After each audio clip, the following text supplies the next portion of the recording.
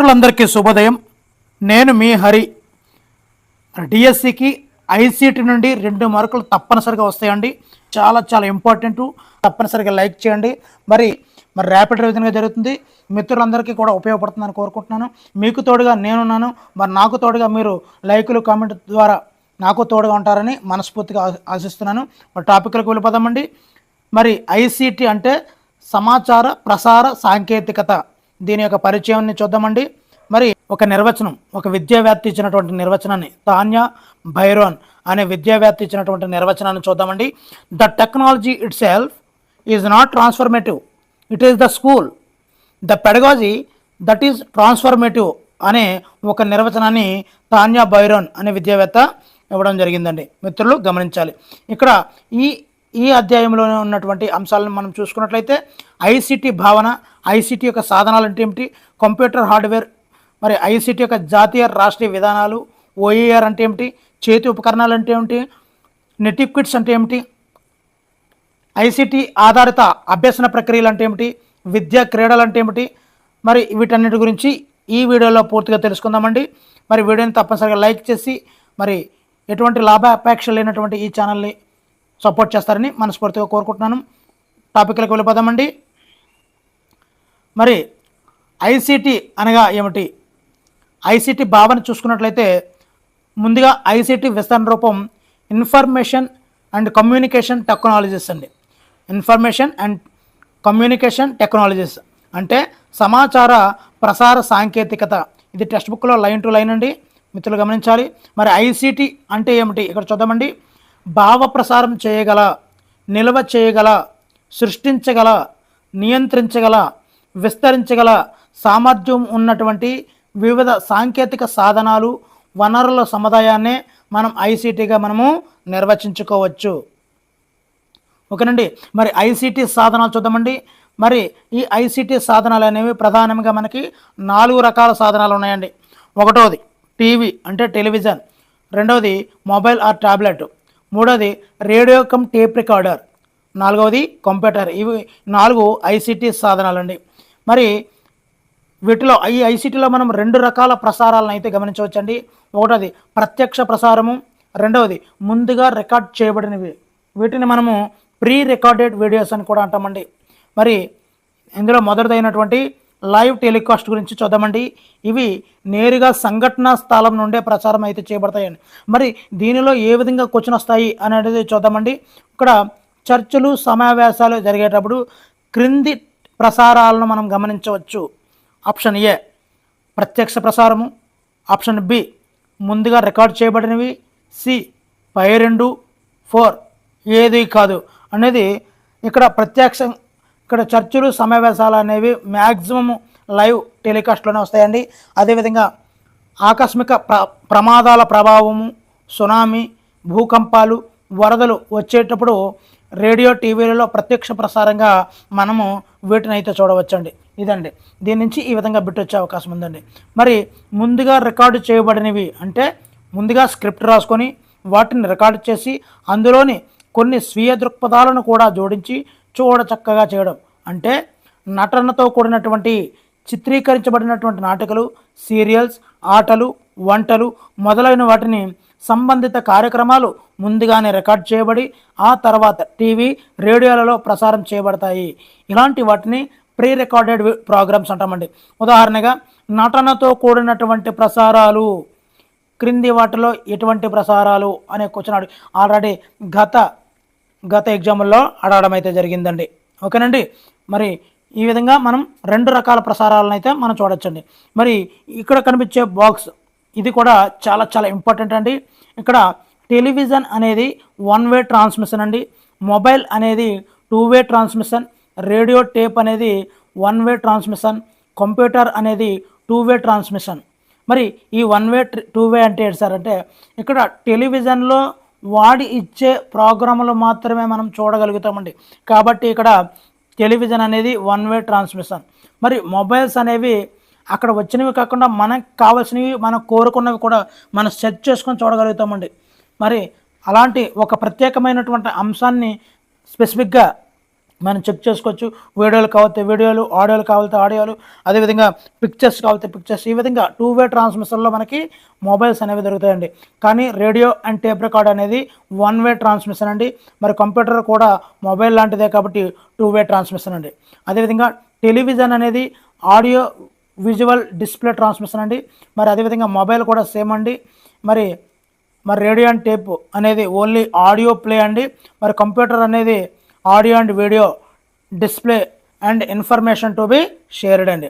ఓకేనండి, ఇది చాలా చాలా ఇంపార్టెంట్ అండి. 3వ line, transmission through magnetic satellite కలిగినటువంటి ఐసీటీ ప్రసార సాధనం ఏది? A television, B mobile, C radio tape, D computer అని అడుగుతాడండి. ఇక్కడ శాటిలైట్ అన్నాడు అంటే మనము ఖచ్చితంగా టీవీ ఆర్ టెలివిజన్కి మనం లాక్ చేయాలండి. మరి అదేవిధంగా ఇక్కడ నీడ్స్ డిటిహెచ్ యాంటీనా అన్నా కూడా టెలివిజన్కి మనము లాక్ చేయాల్సి ఉంటుందండి ఆన్సర్ని. అదేవిధంగా ట్రాన్స్మిషన్ మ్యాగ్నెటిక్ టేప్స్ అంటే మొబైల్స్ అండి.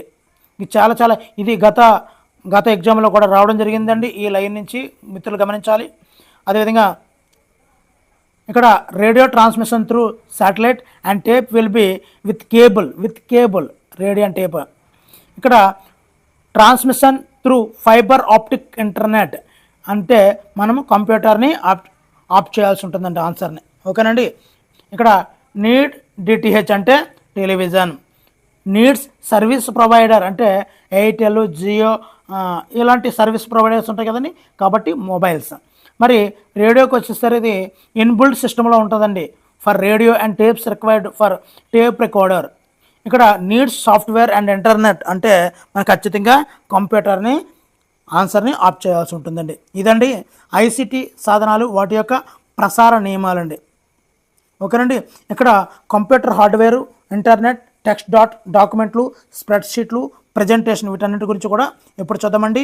మరి కంప్యూటర్ యొక్క మరి వేగం ఉంటుంది, ఖచ్చితత్వం ఉంటుంది, నిల్వ సామర్థ్యాన్ని కూడా కలిగి ఉంటుందండి. మరి ఈ నిల్వ చేసే సామర్థ్యాన్ని మనం బైట్ల రూపంలో కొలుస్తుంటామండి. ఏ రూపంలో అండి? బైట్ల రూపంలో. ఇక్కడ 1 బైట్ అనేది 8 బిట్లకు సమానం అండి. 1 బైట్ అనేది 8 బిట్లకు సమానం. అదేవిధంగా 1024 బైట్స్ 1024 బైట్స్ అంటే 1 కిలోబైట్ అండి. అదేవిధంగా 1024 కిలోబైట్లు అంటే 1 మెగాబైట్ అండి. 1024 మెగాబైట్లు అంటే 1 గిగాబైట్ అండి. అంటే 1 జీబీ అంటాం కదండి, అదండి. మరి 1024 గిగాబైట్లు అంటే 1 టెరాబైట్ అండి. ఇక్కడ అన్నీ కూడా 1024లో ఉన్నాయి. మనం గుర్తుపెట్టుకోవాల్సింది కిలో, మెగా, గిగా, టెరా. ఇవి వరుస క్రమాన్ని గుర్తుపెట్టుకుంటే మనకి ఈజీ అయిపోతుందండి. ఆల్రెడీ మనకి తెలుసు 1 కేబీ. ఇంతకుముందు మనం ఫోటోలు తీసినప్పుడు కేబీల్లో వచ్చేదండి. అంటే 1024 బైట్స్ కలిస్తే 1 కిలోబైట్ అండి. అంటే సుమారుగా ఒక 200 కేబీల్లో ఇంతకుముందు ఫోటోలు వచ్చేయండి. మనం కెమెరాలో మనం ఫోన్లో ఫోటో తీస్తే కేబీల్లో ఉండేది, కానీ ఇప్పుడు అది ఎంబీలోకి కన్వర్ట్ అయిపోయిందండి. ఎంబీ ఇప్పుడు 4 MB 3 MB ఫోటోల యొక్క రెజల్యూషన్ బట్టి 4 MB వరకు వెళ్ళిపోతుందండి.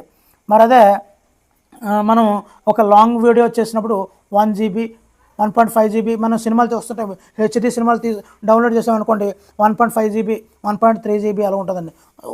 ఒక జీబీ అంటే 1024 మెగాబైట్స్ అండి. ఓకేనండి, మరి గిగాబైట్, టెరాబైట్లు కూడా మనకి అందుబాటులో అయితే ఉన్నాయండి. మనం ఇక్కడ చూస్తున్నట్లయితే ఇవంతా కూడా మనకి తెలిసినవన్నీ కూడా నేను కొద్దిగా స్కిప్ చేస్తున్నానండి, మిత్రులు గమనించాలి. మరి ఇక్కడ కంప్యూటర్లోని వివిధ భాగాలు ఉంటాయండి. ఇన్పుట్ విభాగము, సెంట్రల్ ప్రాసెసింగ్ విభాగం అంటే సిపియు అండి. అదేవిధంగా అవుట్పుట్ విభాగము. మరి ఎందు గురించి ఇది కూడా తెలిసిందే కదా సార్, 10th సాంఖ్యక శాస్త్రం అనే టాపిక్లో వస్తుంది కదండి. ఇప్పుడు ఎందుకంటే అంటే దీనిలో చిన్న లాజిక్ ఉందండి. ఇక్కడ బిట్టు ఖచ్చితంగా 1 మార్క్ వచ్చే అవకాశం ఉంది కాబట్టి ప్రత్యేకంగా టచ్ చేస్తున్నాను. అందులోని ఇన్పుట్ విభాగం ముఖ్యమండి. ఆ తర్వాత అర్థమెటిక్ లాజికల్ యూనిట్, అవుట్పుట్ విభాగము, ఇంకా సెకండరీ విభాగం కూడా ఉంటుందండి. చూద్దాము ఒక్కొక్కటి. ఇక్కడ ఇన్పుట్ పరికరం దగ్గరే మనం డౌట్ ఎక్స్ప్రెస్ చేసే అవకాశం ఉందండి. కంప్యూటర్కు మనం సమాచారాన్ని అందించడానికి ఉపయోగించే విభాగమే ఇన్పుట్ విభాగం అండి.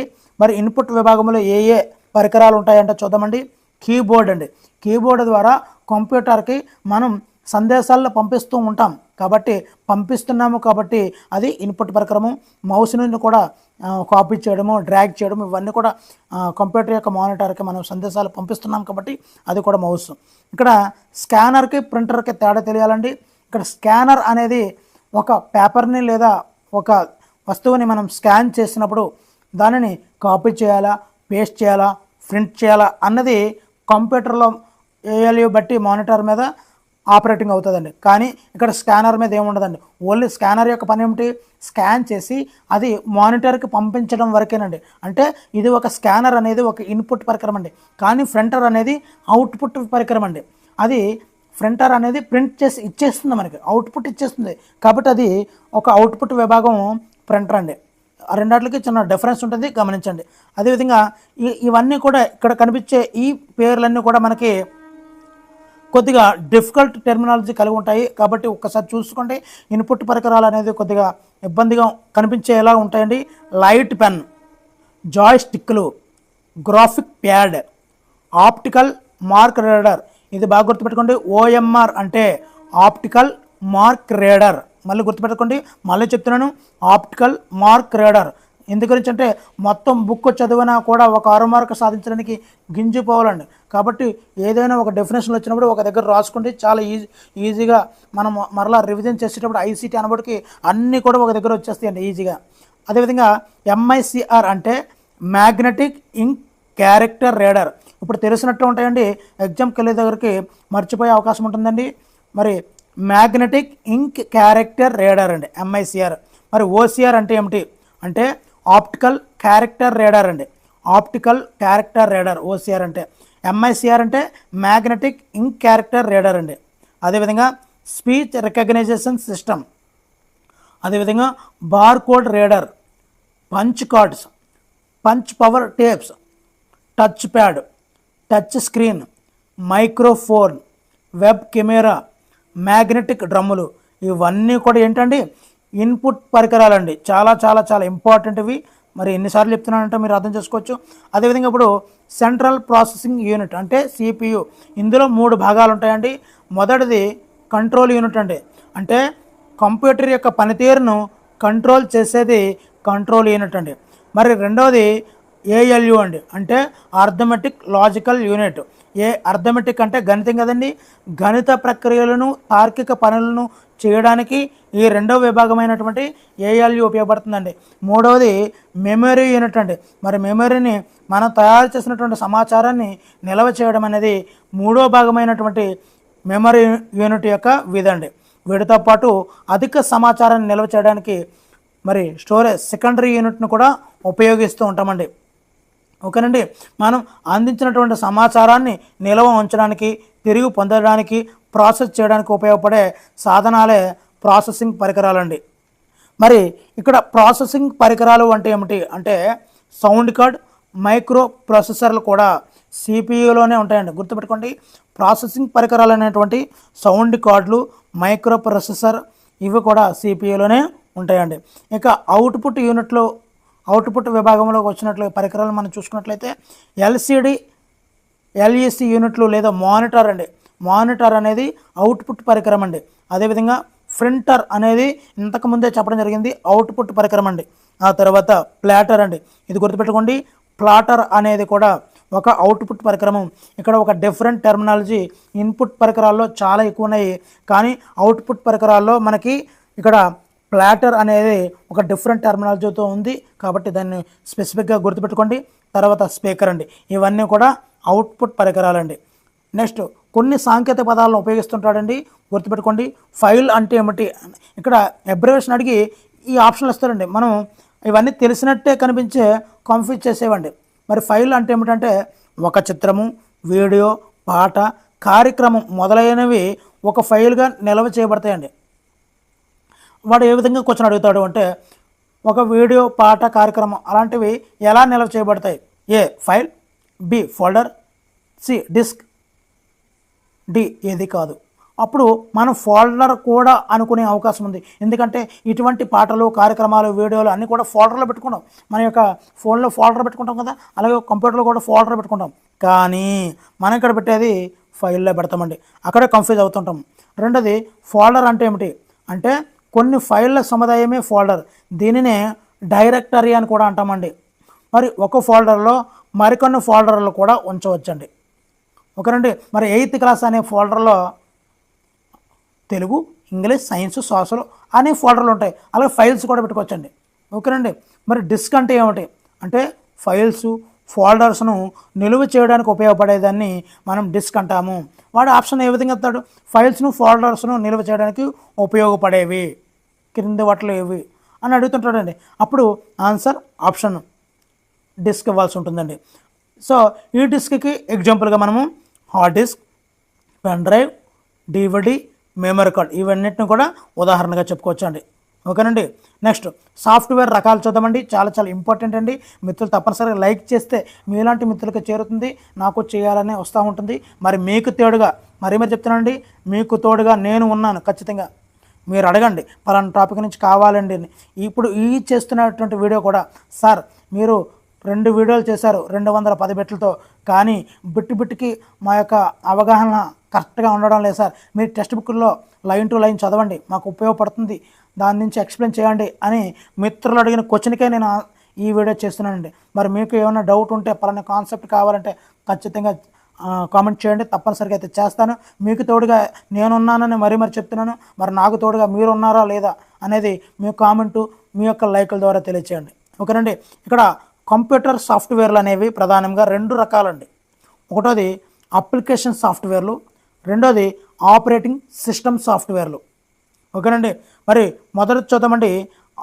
అప్లికేషన్ సాఫ్ట్వేర్ అంటే కంప్యూటర్లో ఒక ప్రత్యేకమైనటువంటి పనిని నిర్వర్తించడానికి తయారు చేసే సాఫ్ట్వేర్ ప్రోగ్రామ్నే అప్లికేషన్ సాఫ్ట్వేర్ అంటారు. ఫర్ ఎగ్జాంపుల్గా విఎల్సి మీడియా ప్లేయర్ ఉందనుకోండి, అది ఓన్లీ వీడియోలు చూడడానికే. అదేవిధంగా ఎంఎస్ ఆఫీస్ ఉందనుకోండి, ఇది ఒక బోధన చేయడానికి, లెటర్లు రాయడానికి, లేదంటే ఒక పరిశీలన అంశాలని నమోదు చేయడానికి, దానిలో షార్ట్కట్స్ తయారు చేయడానికి మాత్రం ఒక్కొక్కటి ఒక్కొక్క విభాగానికి చెందింది కాబట్టి ఒక ప్రత్యేకమైన పనిని నిర్వర్తించడానికి తయారు చేసేదే అప్లికేషన్ సాఫ్ట్వేర్. ఓకేనండి. విన్ యాంప్ ఇక్కడ టెర్మినాలజీస్ డిఫరెంట్గా ఉందండి. క్రింది వాటిలో విన్ మ్యాప్ అనేది క్రింది వాటిలో ఏది? A application software, B operating system, ఇలా అడిగే అవకాశం ఉంటుంది. విన్ యాంప్ అనేది అప్లికేషన్ సాఫ్ట్వేర్ అండి, గుర్తుపెట్టుకోండి, ఇది కూడా ఒక అప్లికేషన్ సాఫ్ట్వేర్. రెండోది చూద్దామండి. ఆపరేటింగ్ సిస్టమ్ అంటే ఏమిటి అంటే కంప్యూటర్ని పని చేయించడానికి ఉపయోగపడేది ఆపరేటింగ్ సిస్టమ్ అండి. అంటే కంప్యూటర్లోని ఇతర ప్రోగ్రాములు పని చేయాలంటే ఆపరేటింగ్ సిస్టమ్ అనేది తప్పనిసరిగా ఉండాలి. మన ఫోన్లోని మరి ఆపరేటింగ్ సిస్టమ్ ఉంది కదండి, 14th అని, 15th అని, 11th అని, 12th అని, ఇప్పుడు ఆపరేటింగ్ సిస్టమ్లు అన్నీ వస్తున్నాయి కదండి, అలాగండి. మరి ఇక్కడ కంప్యూటర్ విషయానికి వస్తే విండోస్, లినక్స్, డాస్, మ్యాక్ ఇవన్నీ కూడా ఆపరేటింగ్ సిస్టమ్లు అండి. ఓకేనండి. ఇవన్నీ కూడా ఆపరేటింగ్ సిస్టమ్. ఇవి చూసుకోండి, డాకు, మ్యాక్, లినక్స్ ఇవన్నీ కూడా ఆపరేటింగ్ సిస్టంలో ఎగ్జాంపుల్గా ఇవ్వబడ్డాయి. మరి డిఓఎస్ అనేది క్రింది వాళ్ళలో ఏది? A application software, B operating system, C ఈ విధంగా ఇస్తారు. ఇంటర్నెట్ విభాగం, ఇంటర్నెట్ వెబ్సైట్, డి పైవన్నీ, లేదంటే ఏది కాదు, ఇలా ఇస్తుంటాడండి మనల్ని కన్ఫ్యూజ్ చేయడానికి. కాబట్టి డిఓఎస్ అనేది ఆపరేటింగ్ సిస్టమ్ అండి. ఓకేనండి. మరి ఇక్కడ ఇంటర్నెట్ భావనను మొత్తం అన్నింటిని గురించి ఇప్పుడు మనం తెలుసుకుందామండి. అసలు ఇంటర్నెట్ అంటే ఏమిటి? కంప్యూటర్ల అనుసంధానాన్ని నెట్వర్క్ అంటామండి. కంప్యూటర్ల అనుసంధానాన్ని నెట్వర్క్ అంటాం. ఈ నెట్వర్క్లని మళ్ళీ అనుసంధానించిన నెట్వర్క్నే ఇంటర్నెట్ అంటారు. ఇక్కడ జాగ్రత్త గమనించండి, ఇందులో ఇంటర్లింక్ ఉంది. కంప్యూటర్ని అనుసంధానిస్తే నెట్వర్క్ అవుతుంది, నెట్వర్క్లను మళ్ళీ అనుసంధానిస్తే ఆ నెట్వర్క్ని ఇంటర్నెట్ అంటామండి. మరి ఇంటర్నెట్ అనేది కొన్ని మిలియన్ల కంప్యూటర్లను అనుసంధానింపబడినటువంటి ఒక ప్రపంచమైనటువంటి నెట్వర్కే ఇంటర్నెట్. ఓకేనండి. మరి ఈ ఇంటర్నెట్లో ఒకరికొకరు సమాచారాన్ని, వార్తల్లో వారి అభిప్రాయాలను ఇచ్చిపుచ్చుకుంటుంటారండి. నెక్స్ట్ చూద్దామండి. డబ్ల్యూడబ్ల్యూడబ్ల్యూ దీనికి మరో పేరే వెబ్ అండి. మరి దీన్నే డబ్ల్యూడబ్ల్యూడబ్ల్యూని వరల్డ్ వైడ్ వెబ్ అనే పిలుస్తూ ఉంటామండి. దీన్ని సింపుల్గా వెబ్ అని పిలుస్తుంటామండి. ఒక రకంగా లైబ్రరీగా ఉండేది క్రింది వాటిలో వెబ్ అంటే డబ్ల్యూడబ్ల్యూడబ్ల్యూ అనేది ఒక రకంగా లైబ్రరీలా ఉంటుందండి. అంటే ఎందుకు లైబ్రరీలా ఉంటుంది అంటే కోట్లాది పేజీల టెక్స్ట్లు, బొమ్మలు, శబ్దాలు, కదిలే బొమ్మలు అంటే వీడియోలు అండి, శబ్దాలు అంటే ఆడియోలు అండి, బొమ్మలు అంటే ఫొటోస్ అండి, టెక్స్ట్లు అంటే ఇది బుక్స్ అండి.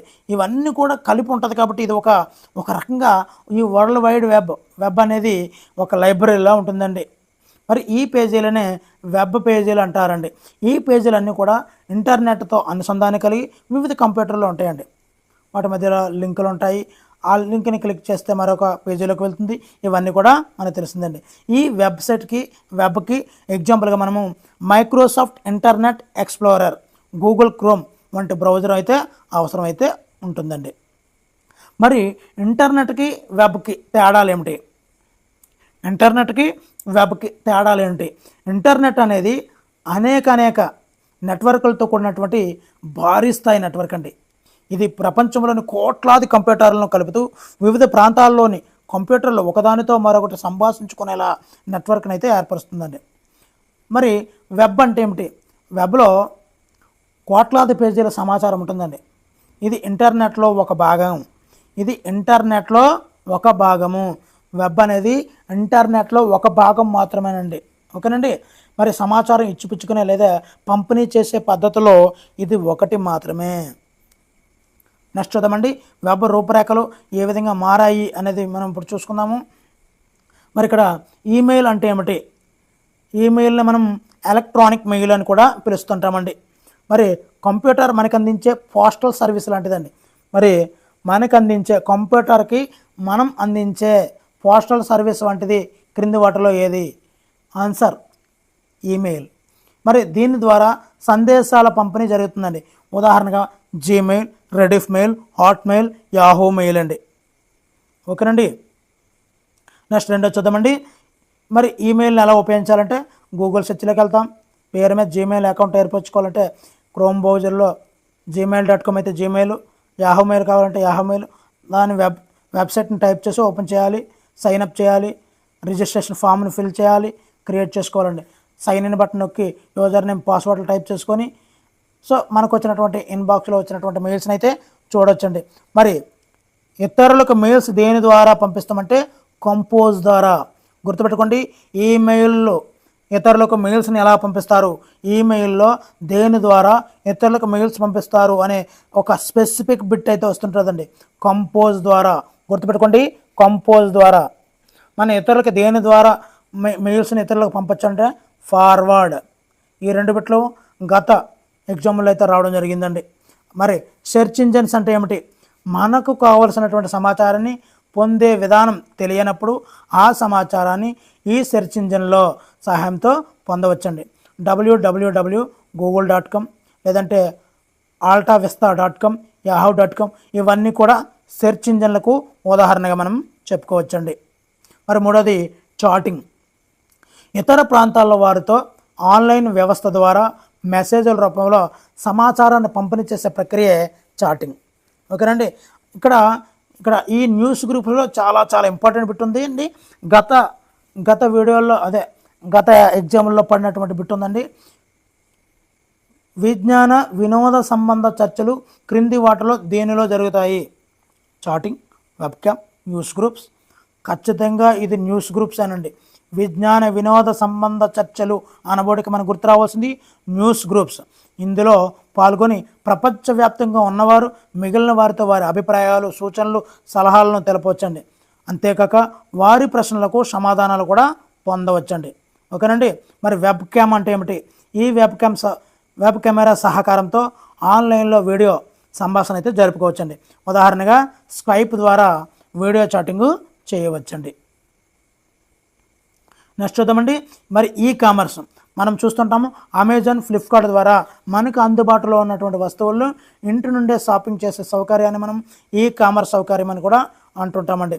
అదేవిధంగా ఎంఎస్ ఆఫీస్లో ప్రధానంగా 4 కార్యక్రమాలు అయితే ఉన్నాయండి. ప్రధానంగా MS word, MS Excel, MS power point, MS access. ఇవన్నీ కూడా ప్రత్యేకంగా చాలా ఇంపార్టెంట్ అండి. మరి ఎంఎస్ వర్డ్లో ముఖ్యంగా దేని గురించి ఈ ఎంఎస్ వర్డ్ని ఉపయోగిస్తారు అంటే ప్రశ్నపత్రాల తయారీకి, లేఖలు, రిపోర్ట్లు, పట్టికలు, అగ్రిమెంట్లు మొదలైన వాటిని సులభంగా, అందంగాను, ఆకర్షణీయంగా తయారు చేయడానికి ఎంఎస్ వర్డ్ని ఉపయోగిస్తారు. చూసుకోండి, బిట్ వచ్చే అవకాశం ఉందండి. మరి వర్డ్ని ఎలా ప్రారంభిస్తారు అనేవి మరి ఇవన్నీ కూడా మనకు తెలిసిందే కాబట్టి ఈ టాపిక్ని టచ్ చేయలేదండి. ఓకేనండి. మరి వర్డ్ డాక్యుమెంట్ అండి. ఇక్కడ రెండోది ఎంఎస్ ఎక్సెల్ అండి.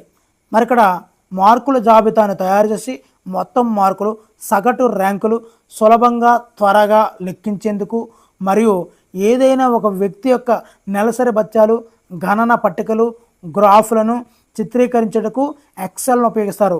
మరి ఇక్కడ క్వశ్చన్ ఏ విధంగా ఇస్తాడు, గ్రాఫులను చిత్రీకరించడానికి క్రింది వాటిలో వేటిని బాగా ఉపయోగిస్తారు? MS word, MS Excel, MS power point, MS access అని అడుగుతాడండి. ఇక్కడ గ్రాఫులను అయితే ఎంఎస్ ఎక్సెల్ అండి. అదేవిధంగా గణిత పట్టికలు, నెలవారీ భత్యాలు ఇవన్నీ కూడా ఎంఎస్ ఎక్సెల్లో భాగంగా బాగా ఉపయోగిస్తారండి.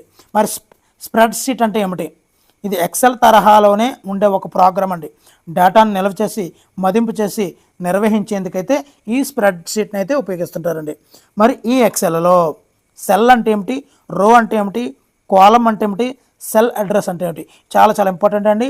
మరి రో మరియు కాలంలో కూడలిని సెల్ అంటామండి. మనం చూసినట్లయితే ఈ విధంగా ఉంటుంటాయి కదండి, దీనిని సెల్ అంటామండి. ఈ రోలో ఉంటుంది, ఇక్కడ సెల్లో ఉంటుంది కాబట్టి దీన్ని సెల్ అంటామండి. మరి రో అంటే అడ్డు వరుస, ఇది సమాంతర సెల్లుల సమూహము, వీనిని అడ్డు వరుసలు అంటారండి. కాలం అంటే నిలువు వరుస, నిలువుగా ఉండే సెల్స్ సమూహాన్నే నిలువు వరుస అంటారు. ఇక్కడ సెల్ అంటే ఏమిటి, నిలువు వరుసలను దేనితో చూస్తారు అని అడుగుతాడండి. ఎంఎస్ ఎక్సెల్లో నిలువు వరుసలను దేనితో చూస్తారు? ఏ అక్షరాలు, బి సంఖ్యలు, సి వేరే వేరే ఆప్షన్లు అయితే ఇస్తుంటాడండి. ఇక్కడ నిలువు వరుసలను అక్షరాలు అంటే ఆల్ఫాబెట్స్తో చూస్తారండి, అడ్డు వరుసలను సంఖ్యలతో చూస్తారు. ఓకేనండి. అప్పుడు సెల్ అడ్రస్ ఏమవుతుందంటే, ఇది ఫస్ట్ది నిలువు వరుస అండి అక్షరము, ఇది అడ్డు వరుస అండి నెంబరు. ఓకేనండి. A12 అనేది ఏ అనేది నిలువు వరుసగాను, 12 అనేది అడ్డు వరుసలోనూ ఉంటుందండి. ఈ యొక్క సెల్ అడ్రస్ని ఆ విధంగా తెలియజేస్తుంటారండి. ఎక్సెల్ని ఎలా ప్రారంభిస్తారు అంటే, ముందు స్టార్ట్లోకి వెళ్తాము, ఆల్ ప్రోగ్రామ్స్లోకి వెళ్ళి అక్కడ ఎంఎస్ ఆఫీస్ అని టైప్ చేసి ఎంఎస్ ఎక్సెల్ 2007ని క్లిక్ చేస్తే మనం ఎక్సెల్ యొక్క ప్రారంభ షీట్ని ప్రారంభించినట్టే అండి. మరి ఎక్సెల్ ఇంటర్ఫేస్ ఓపెన్ చేసగానే ఎన్ని వర్క్షీట్లు ఓపెన్ అవుతాయి అంటే 3 వర్క్షీట్లు అండి. అంటే షీట్ 1, షీట్ 2, షీట్ 3 అనే 3 వర్క్షీట్లు ఉంటాయండి. 1, 2, 3, 4 అని అడుగుతుంటాడు. ఎక్సెల్ ఓపెన్ చేయగానే ఎన్ని షీట్లు ఓపెన్ అవుతాయి అని అడుగుతాడు. అంటే ఇక్కడ 3 అండి, గుర్తుపెట్టుకోండి. నెక్స్ట్ అండి, మరి కొత్త వర్క్ బుక్ని క్రియేట్ చేయడం ఏ విధంగా అంటే, ఫైల్ మెనూని క్లిక్ చేయాలి, స్క్రీన్ పైన న్యూ వర్క్ బుక్ వస్తుందండి, దాన్ని బ్లాంక్ వర్క్ బుక్ క్లిక్ చేస్తే కొత్త వర్క్ బుక్ అయితే వస్తుందండి. ఓకేనండి. ఇక్కడ ఫార్ములాను ఉపయోగించడం, ముందుగా ఫార్ములాను ఉపయోగించే ముందు ఈక్వల్ అనే గుర్తునైతే ముద్రించాలండి. దీని మీద చాలా చాలా ఇంపార్టెంట్ బిట్ గత వీడియోలో అయితే రావడం జరిగిందండి. మరి ఏదైనా దత్తాంశం యొక్క కూడిక మొత్తంకు అవసరమైన చోట బీట్ అని అనుకోండి, ఆ సెల్ వద్ద కల్సర్ ఉంచి టైప్ చేయాలి. ఇక్కడ చూసారండి, ఈక్వల్తోనే ఇక్కడ ఫార్ములా అనేది స్టార్ట్ అవుతుంది. ఓకేనండి. చాలా ఇంపార్టెంట్ అండి. ఫంక్షన్తో పనిచేయడము, ఎంఎస్ ఎక్సెల్లో ఫంక్షన్తో పనిచేయడం. ఇప్పుడు 50 మంది విద్యార్థుల యొక్క డేటా షీట్ని తీసుకున్నామండి. 40 మార్కుల కంటే ఎక్కువ మందిని వచ్చేవారిని వాళ్ళ యొక్క సంఖ్యను తెలుసుకోవాలి అనుకున్నప్పుడు మనము ఆ యొక్క డైలాగ్ బాక్స్లో కౌంట్ ఇఫ్ అనే దాన్ని సెలెక్ట్ చేసుకోవాలండి. అంటే ఎలా చేయాలంటే, కౌంట్ ఇఫ్ అని చెప్పి గ్రేటర్ దాన్ ఈక్వల్ టు 40 అని టైప్ చేస్తే మరి ఎంతమంది ఉన్నారు, 40 కన్నా ఎక్కువ మంది ఎంతమంది ఉన్నారో మనకి విద్యార్థుల సంఖ్య అయితే మనకి తెలియజేస్తుందండి.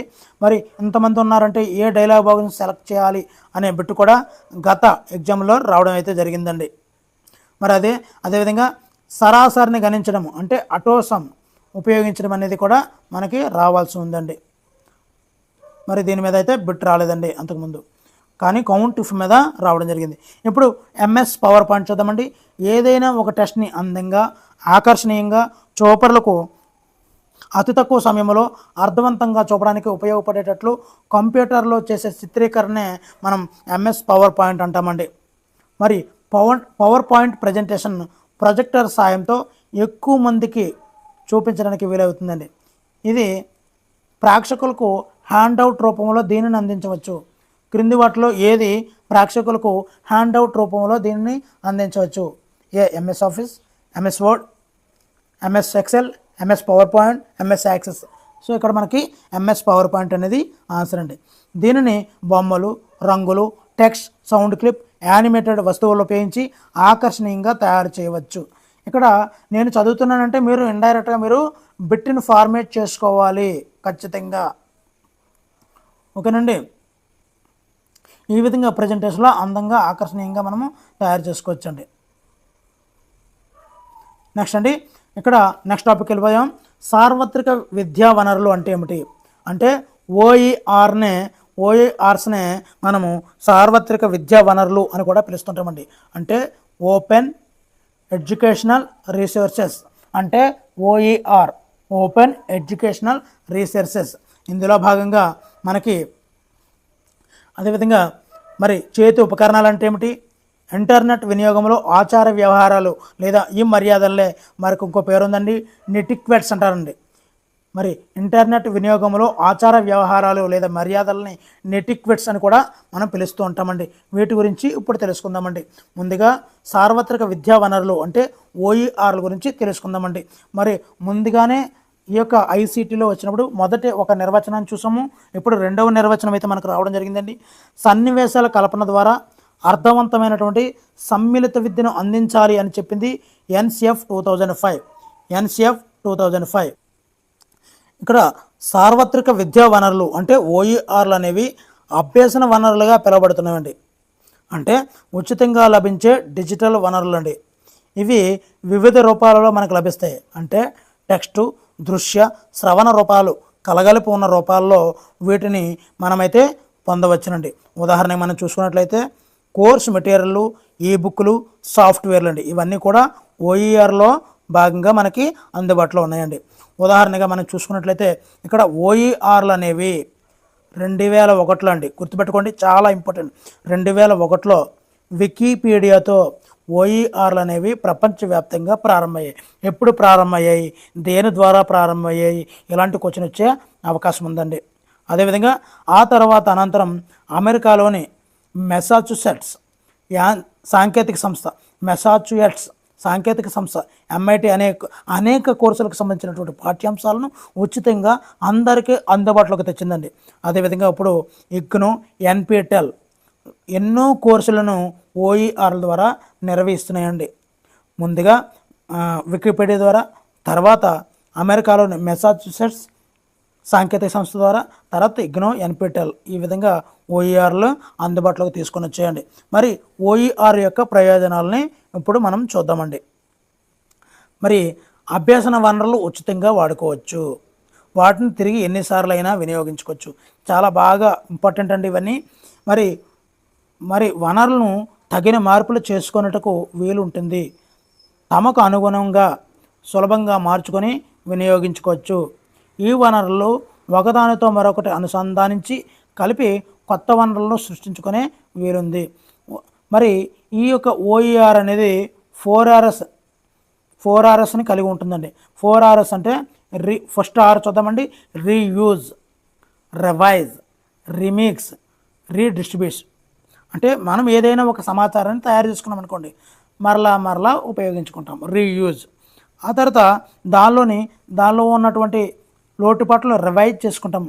తర్వాత రీమిక్స్ అంటే కొత్త వాటితో మనం తయారు చేసుకున్న వాటిని మళ్ళీ మిక్స్ చేస్తుంటాం. ఆ తర్వాత మళ్ళీ రీడిస్ట్రిబ్యూట్ చేస్తుంటాం. ఈ విధంగా 4Rs అనేది ఓఈఆర్ల భాగంగా 4Rs అనేది ఉపయోగపడుతుందండి. మరి కొన్ని ఓఈఆర్ వెబ్సైట్లు చూసుకున్నట్లయితే ఖాన్ అకాడమీ అనేది ఇక్కడ కొన్ని పాఠ్యాంశాలు అనేది కనిపిస్తుంటాయండి. అక్కడ ఖాన్ అకాడమీ అనే ఓఈఆర్ వెబ్సైట్లో. అదేవిధంగా ఉచితంగా కోర్సులు లభించేవి ఎన్ఆర్ఓఆర్, మెటా స్టూడియో, టెస్ ఆఫ్రికా, అదేవిధంగా కోర్సెరా, ఎన్పిటెల్, ఈ విధంగా మనకు కొన్ని అయితే ఉన్నాయండి.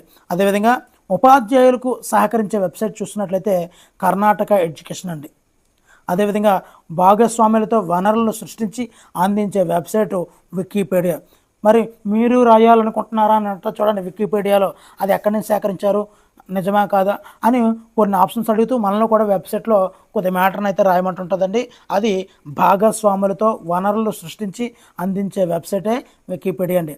మరి ఈ ఓఈఆర్కి సంబంధించినటువంటి కొన్ని సాఫ్ట్వేర్లు మనం చూసినట్లయితే PH8 సిమ్యులేషన్స్, XMind సాఫ్ట్వేర్స్ అండి. ఓకేనండి. మరి ఇక్కడ చేతి ఉపకరణాలు అంటే ఏమిటి చూద్దాం. అంటే హ్యాండ్ హెల్డ్ డివైజెస్ అంటే మన చేతిలో ఇమిడిపోయి ఉపయోగించుటకు వీలుగా ఉన్న ఉపకరణాలను చేతి ఉపకరణాలు అంటామండి. ఉదాహరణకి మరి చిన్న సైజులో ఉన్నటువంటి ఎలక్ట్రానిక్ పరికరాలైనటువంటి మొబైల్స్, ట్యాబ్లెట్స్, ఐప్యాడ్లు వీటిని చేతి ఉపకరణాలకు ఉదాహరణగా చెప్పుకోవచ్చండి. వీటిని మొదట కంప్యూటర్లకు అనుసంధానంగా వాడేందుకు రూపొందించారు. ప్రస్తుతం కంప్యూటర్లు బదులుగా వాడే స్థాయికి అయితే తెచ్చే ప్రయత్నాలు అయితే జరుగుతున్నాయండి. ఓకేనండి.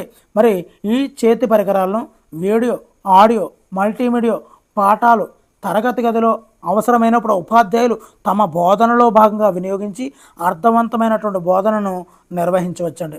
ఉదాహరణగా మనం చూసుకున్నట్లయితే ఈ యొక్క హ్యాండ్ మరి వరదలు, తుఫాన్లు, గ్రహాలు, భూభ్రమణం, పరిభ్రమణం, అడవులు, యుద్ధాలు, మానవుని శరీర నిర్మాణం వీటన్నిటి పాఠ్యాంశాలు కూడా తగిన వీడియోలను తీసి చెప్పడానికి ఈ యొక్క హ్యాండ్ హెల్డ్ డివైజెస్ అంటే చేతి ఉపకరణాలు అనేవి బాగా ఉపయోగపడుతున్నాయండి.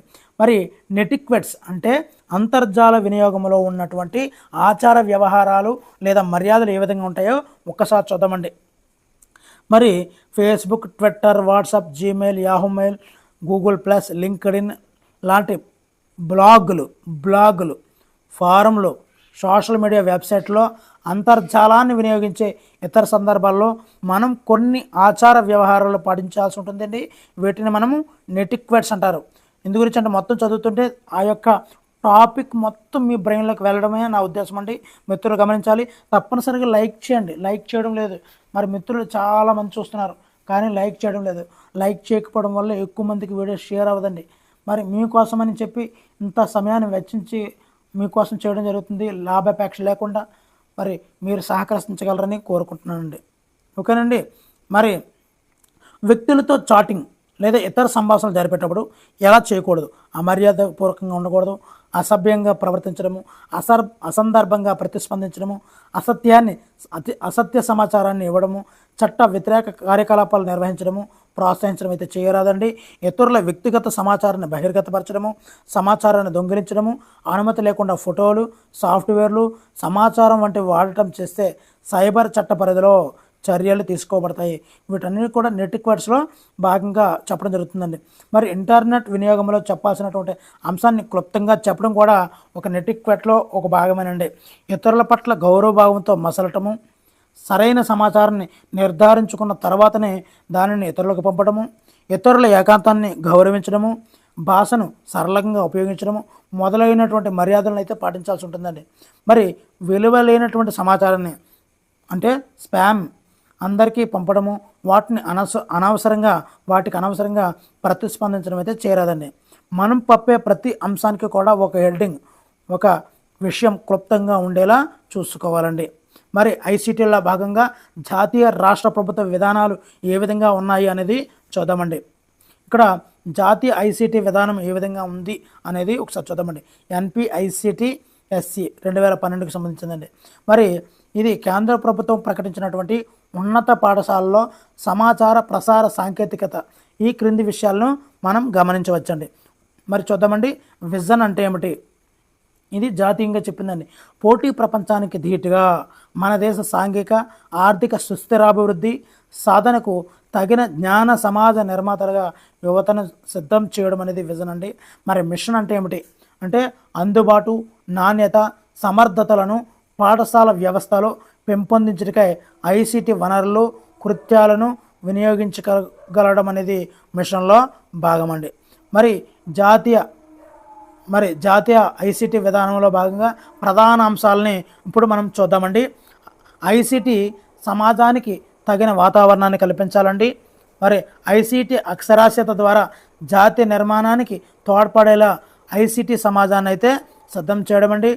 మరి ఐసీటీని విద్య కొరకు సమర్థవంతంగా వినియోగించి వీలైనంత ఫలితాన్ని పొందగలడము, అదేవిధంగా ఐసీటీ సాధనాలు అందరికీ ఉచితంగా సమానంగా అందుబాటులోకి తెచ్చి ఉపాధ్యాయులు విద్యార్థులు ఈ వనరులను వినియోగించుకున్నట్లు చూడము, మరి స్థానికంగా అభివృద్ధి పరచబడినటువంటి అంశాలను డిజిటల్ వనరుల ద్వారా ఉపాధ్యాయులు విద్యార్థులు ఇతరులతో పంచుకోగలడము, అదేవిధంగా బోధనాపరమైనటువంటి వృత్తిపరమైనటువంటి నైపుణ్యాల పెంపుదలకై విద్యార్థులకు నిపుణులకు పాఠశాలలను అనుసంధానం చేయడము, ఇవన్నీ కూడా ఈ యొక్క జాతీయ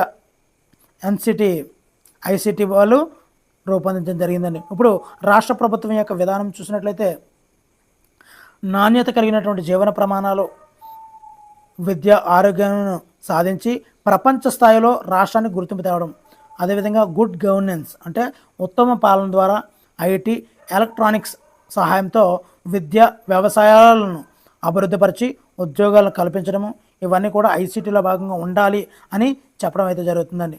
అదేవిధంగా మారుతున్న సాంకేతిక పరిజ్ఞానానికి అనుగుణంగా సిలబస్లు కోర్సులు కరికులంను మార్చి అవసరానికి పనికి వచ్చేలా విద్యను రూపొందించడము, మరి అదేవిధంగా బోధనలో నైపుణ్యాలను బోధకులకు ఐసీటీ సాయంతో అందించడము, ఈ విధంగా చెప్పడం అయితే జరిగిందండి.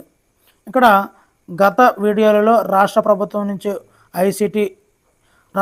విధానం నుంచి ఐసీటీ నుంచి వచ్చినటువంటిది ప్రతి ఇంటిలో కనీసం ఒకరికి ఇలిటరేట్గా చేయడం అనేది ఐసీటీలో భాగమండి. కానీ ఎలా ఇచ్చాడంటే ఆప్షన్స్ ప్రతి ఇంటిలో ప్రతి ఒక్కరికి, సమాజంలో ఒక గ్రామంలో కొందరికి, ప్రతి ఇంటిలో కనీసం ఒకరికి, పై ఎవరికి కాదు, సమాజంలో ప్రతి ఒక్కరికి, ఈ విధంగా ఆప్షన్స్ ఇవ్వడం జరిగిందండి. ఇక్కడ ఆన్సర్ ఇదండి, ప్రతి ఇంటిలో కనీసం ఒకరికి ఇలిటరేట్గా చేయడం అండి.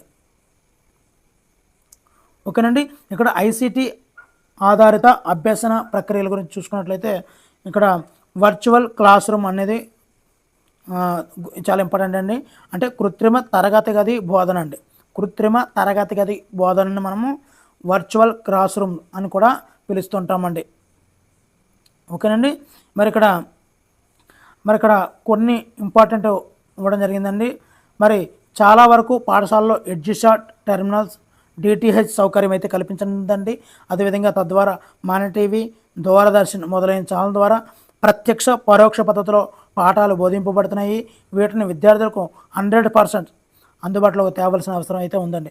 అదేవిధంగా ఈ ఐసీటీలో భాగమైనటువంటి టీవీ రేడియో కార్యక్రమాలను పిల్లల కాల నిర్ణయ పట్టిక అంటే టైం టేబుల్లో చెప్పించి వాటిని సద్వినియోగం చేసుకోవాలి అని చెప్పడం జరిగిందండి. మరి పాఠశాలలో కంప్యూటర్లో ఏ ప్రోగ్రాం ద్వారా సరఫరా చేయబడ్డాయి అని అడుగుతుంటాడండి. కాల్ ప్రోగ్రాం ద్వారా అండి. మరి ప్రతి కాల్ పాఠశాలకు చుట్టుపక్కల గల ప్రాథమిక పాఠశాలలు అంటే 200 మంది పిల్లలకు మించకుండా, గుర్తుపెట్టుకోండి, కాల్ ప్రోగ్రాం అంటే 200 మంది పిల్లలకు మించకుండా అనుసంధానం అయితే చేయబడ్డాయండి.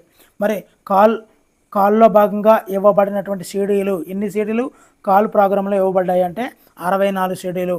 మరి వాటిలో ఉన్నటువంటి పాఠాలు తెలుసుకొని విషయాల వారీగా ఎంపిక చేసుకొని విద్యార్థులకు అయితే చూపించాల్సి ఉంటుందండి. మరి ప్రస్తుతం అయితే 12 పూర్తి సీడీలుగా ఈ కాల్లో ఉన్నటువంటి 64 సీడీలు కూడా 12 సీడీలుగా రూపొందించబడ్డాయండి ప్రస్తుతం. ఓకేనండి. మరి ఆన్లైన్లో విద్యార్థులకు అభ్యసన అనుభవాలు అందించే ఈ లెర్నింగ్ విధానం ద్వారా కూడా అభ్యసన ప్రక్రియలను అయితే విద్యార్థులకు కల్పించవచ్చండి. ఓకేనండి. మరి ఇంటర్నెట్తో అనుసంధానం చేయబడి అందరికీ ఆన్లైన్ క్లాస్ రూమ్ ద్వారా జరిపే బోధననే విర్చువల్ క్లాస్ రూమ్ అంటారండి. ఉదాహరణగా వీడియో బేస్డ్ కోర్సులు, ఆడియో యానిమేటెడ్ కోర్సులు ఈ పద్ధతిలో అందింపబడతాయండి. ఇక్కడ ఎగ్జాంపుల్గా మనకి ఇచ్చాడంటే చాలా చాలా ఇంపార్టెంట్ అండి. ఓకేనండి. ఇక్కడ స్మార్ట్ బోర్డులు లేదా ఎల్సిడి ప్రొజెక్టర్ను ఉపయోగించి ప్రత్యక్ష అనుభవాలను పిల్లలకు కల్పించవచ్చు. మరి స్మార్ట్ బోర్డులు అంటే ఏమిటి అంటే ఎల్సిడి తెర స్థానంలో వైట్ బోర్డు ఉంటుందండి. అది టచ్ కంట్రోల్ కలిగి ఉంటుంది. వైట్ బోర్డుపై మనం నేరుగా టచ్ చేస్తూ కంప్యూటర్ను నియంత్రించే సౌకర్యం అయితే కలిగి ఉంటుందండి. ఓకేనండి. మరి ఇక్కడ విద్యా క్రీడల గురించి చూద్దామండి. మరి క్రీడలు అనేక రకంగా మనం చెప్పుకుంటూ ఉంటామండి. Digital games, electronic games, video games, computer games, online games, mobile games వీటిని ప్రధానంగా 3 రకాలుగా విభజించామండి. విద్యా క్రీడలు, విరామ క్రీడలు, విరామ క్రీడలు. ఈ విధంగా 3 రకాలుగా విభజించడం అయితే జరిగిందండి. చాలా చాలా ఇంపార్టెంట్ అండి. మరి విద్యా క్రీడలు వినోదంతో పాటు ఆసక్తిని, విజ్ఞానాన్ని అందించేవి. ఇక్కడ బిట్ ఏ విధంగా వస్తుందంటే వినోదంతో పాటు ఆసక్తిని, వినోదాన్ని అందించే క్రీడలు ఏమిటి? 1 విద్యా క్రీడలు, 2 విరామ క్రీడలు, సి విరామ క్రీడలు, డి 5 ఏది కాదు. అంటే ఇక్కడ ఆన్సర్ విద్యా క్రీడలు అండి. మరి నేను లైన్ టు లైన్ చదువుకుంటూ ఉన్నానంటే మీరు బిట్ ఫార్మేషన్ అయితే ఖచ్చితంగా చేసుకోవాలండి. మధ్యలో మీరు మిస్ అవుతున్నారు అనే ఉద్దేశంతో మధ్యలో నేను బిట్ ఫార్మేషన్ చేసి మీకు అందిస్తున్నానండి. ఓకేనండి. మరి ఫజిల్స్, చిన్న చిన్న సమస్యలు, క్విజ్లు, పఠన నైపుణ్యాల ఆధారంగా ప్రదేశాలను గుర్తించడము, చదివి ప్రతిస్పందించడము, సందర్భాలను పరిశీలించి ప్రతిస్పందించడము వంటి ప్రక్రియల ఆధారంగా గేమ్స్ అయితే రూపొందించబడతాయండి. మరి ఇవన్నీ ఇందులో ప్రధానంగా పాఠ్యాంశాల అవగాహనకే ప్రాధాన్యత ఇవ్వబడుతుందండి. ఇవన్నీ కూడా విరామ క్రీడలు అండి. మరి 3వది విరామ క్రీడల్లో భాగంగా మనం పై ప్రక్రియతో పాటుగా ఆసక్తికరమైనటువంటి కథనము, కల్పనలతో కూడినటువంటి ఉంటాయండి. మరి వీడియో చివరికి వస్తామండి. వీడియో తప్పనిసరిగా లైక్ చేయండి, మిత్రులందరికీ చేరాలి. మరి వీడియో ఏ విధంగా ఉంది అనేది కూడా కామెంట్ చేయడం అయితే మర్చిపోద్దండి. ఇక్కడ విరామ క్రీడలకి ఎగ్జాంపుల్ ఇవ్వడం జరిగిందండి. చాలా చాలా చాలా అంటే చాలా ఇంపార్టెంట్ అండి. ఏజ్ ఆఫ్ ఎంపైర్స్ అనేవి క్రింది వాటిలో ఏ రకమైన క్రీడలు? విద్యా క్రీడలు, విరామ క్రీడలు, విరామ క్రీడలు, పై ఏది కాదు. ఆన్సర్ ఆప్షన్ 3 విరామ క్రీడలు. ద వైస్ సిటీ అనే క్రీడలు ఏ రకమైన క్రీడలు అంటే విరామ క్రీడలు. మరి మీకు తోడుగా నేను ఉన్నాను. మరి నాకు తోడుగా మీరు లైక్, కామెంట్ల ద్వారా ఉంటారని మనస్ఫూర్తిగా కోరుకుంటూ, మరి సమాచార ప్రసార సాంకేతిక శాస్త్ర సమైక్యత అనే చాప్టర్ దీనిలో ఒక నిర్వచనం, బిల్ గేట్స్ వారి ఒక నిర్వచనం అయితే ఇవ్వడం జరిగింది. Technology is just a tool in terms of getting the kinds working together and motivating them. The teacher is most important అనే ఒక నిర్వచనాన్ని బిల్ గేట్స్ అయితే ఇవ్వడం జరిగిందండి. చాలా చాలా ఇంపార్టెంట్. మరి ఈ వీడియో పూర్తయ్యేసరికి మనము ఏ టాపిక్లు నేర్చుకుంటాము అనేది ఇక్కడ ఒకసారి చూద్దామండి. ఐసిటి వనరుల అన్వేషణ అంటే కంప్యూటర్ ల్యాబ్లో సంబంధిత హార్డ్వేర్, సాఫ్ట్వేర్లు అందుబాటులో ఉన్నటువంటి ఐసిటి వనరుల మూల్యాంకనము, మరి అడాప్షన్, ఇవన్నీ కూడా మనం దాని గురించి నేర్చుకుంటామండి. అదేవిధంగా అధ్యాపన శాస్త్రం విశ్లేషణ మరియు తగిన ఐసిటితో సమైక్యం చేసి బోధించడం గురించి, సైబర్ చట్టం గురించి, ఫ్రీవేర్ల గురించి, మదింపు చేయుటలో ఐసిటి సమైక్యము, మదింపు సాధనాల మ్యాపింగు, పోర్టుపోలియోల మదింపు, రూబ్రిక్స్, అదేవిధంగా పాఠశాల సబ్జెక్టుల్లో బహుళ మాధ్యమ పాఠాల తయారీ, ప్రణాళిక రచన, అదేవిధంగా ఉపాధ్యాయుల వృత్తిపరమైన అభివృద్ధికి ఆన్లైన్ అభ్యసన కోర్సులు, మరి ఇవన్నీ సార్వత్రిక విద్యా వనరులు, ఐసిటి ప్లాట్ఫామ్లు మరియు మూక్, వీటన్నింటి గురించి ఈ వీడియోలో అయితే పూర్తిగా తెలుసుకుంటారండి. ఓకేనండి. మరి ఈ యొక్క ఐసిటిలో ఇక్కడ పరిచయం చూద్దామండి. మరి ఐసిటీలు ప్రధానంగా ఐసిటి వనరులు అనేవి ప్రధానంగా 2 రకాలండి. ఫస్ట్ వన్ ఈజ్ హార్డ్వేర్ వనరులు, రెండవది సాఫ్ట్వేర్ వనరులు అండి. ఓకేనండి. మరి ఈ యొక్క హార్డ్వేర్ వనరుల్లో ముఖ్యంగా ఒక్కొక్కటి చూద్దామండి. మరి లైన్ టు లైన్ మీకు ఎక్స్ప్లెయిన్ చేయడం జరుగుతుంది. తప్పనిసరిగా అయితే నచ్చుతుందని అనుకుంటున్నాను. మరి నచ్చితే తప్పనిసరిగా లైక్ అయితే చేసుకోండి. మరి మొదటిది రేడియో మరియు టెలివిజన్ కార్యక్రమాలు సులువుగా, చౌకగా లభించడమే కాక అన్ని ప్రాంతాలకు చొచ్చుకుపోయి విద్యార్థులకు సమాచారాన్ని అందిస్తాయండి. అదేవిధంగా సులభంగా లభించే బోధనా వనరులుగా వీటినైతే ఉపయోగించవచ్చండి. సులభంగా దొరికే బోధనా వనరులే రేడియో మరియు టెలివిజన్.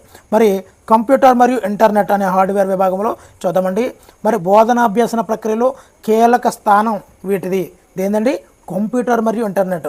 వీటి ద్వారా కంప్యూటర్ ద్వారా ప్రజెంటేషన్, డెమాన్స్ట్రేషన్, మ్యానిపులేషన్ చేయవచ్చండి.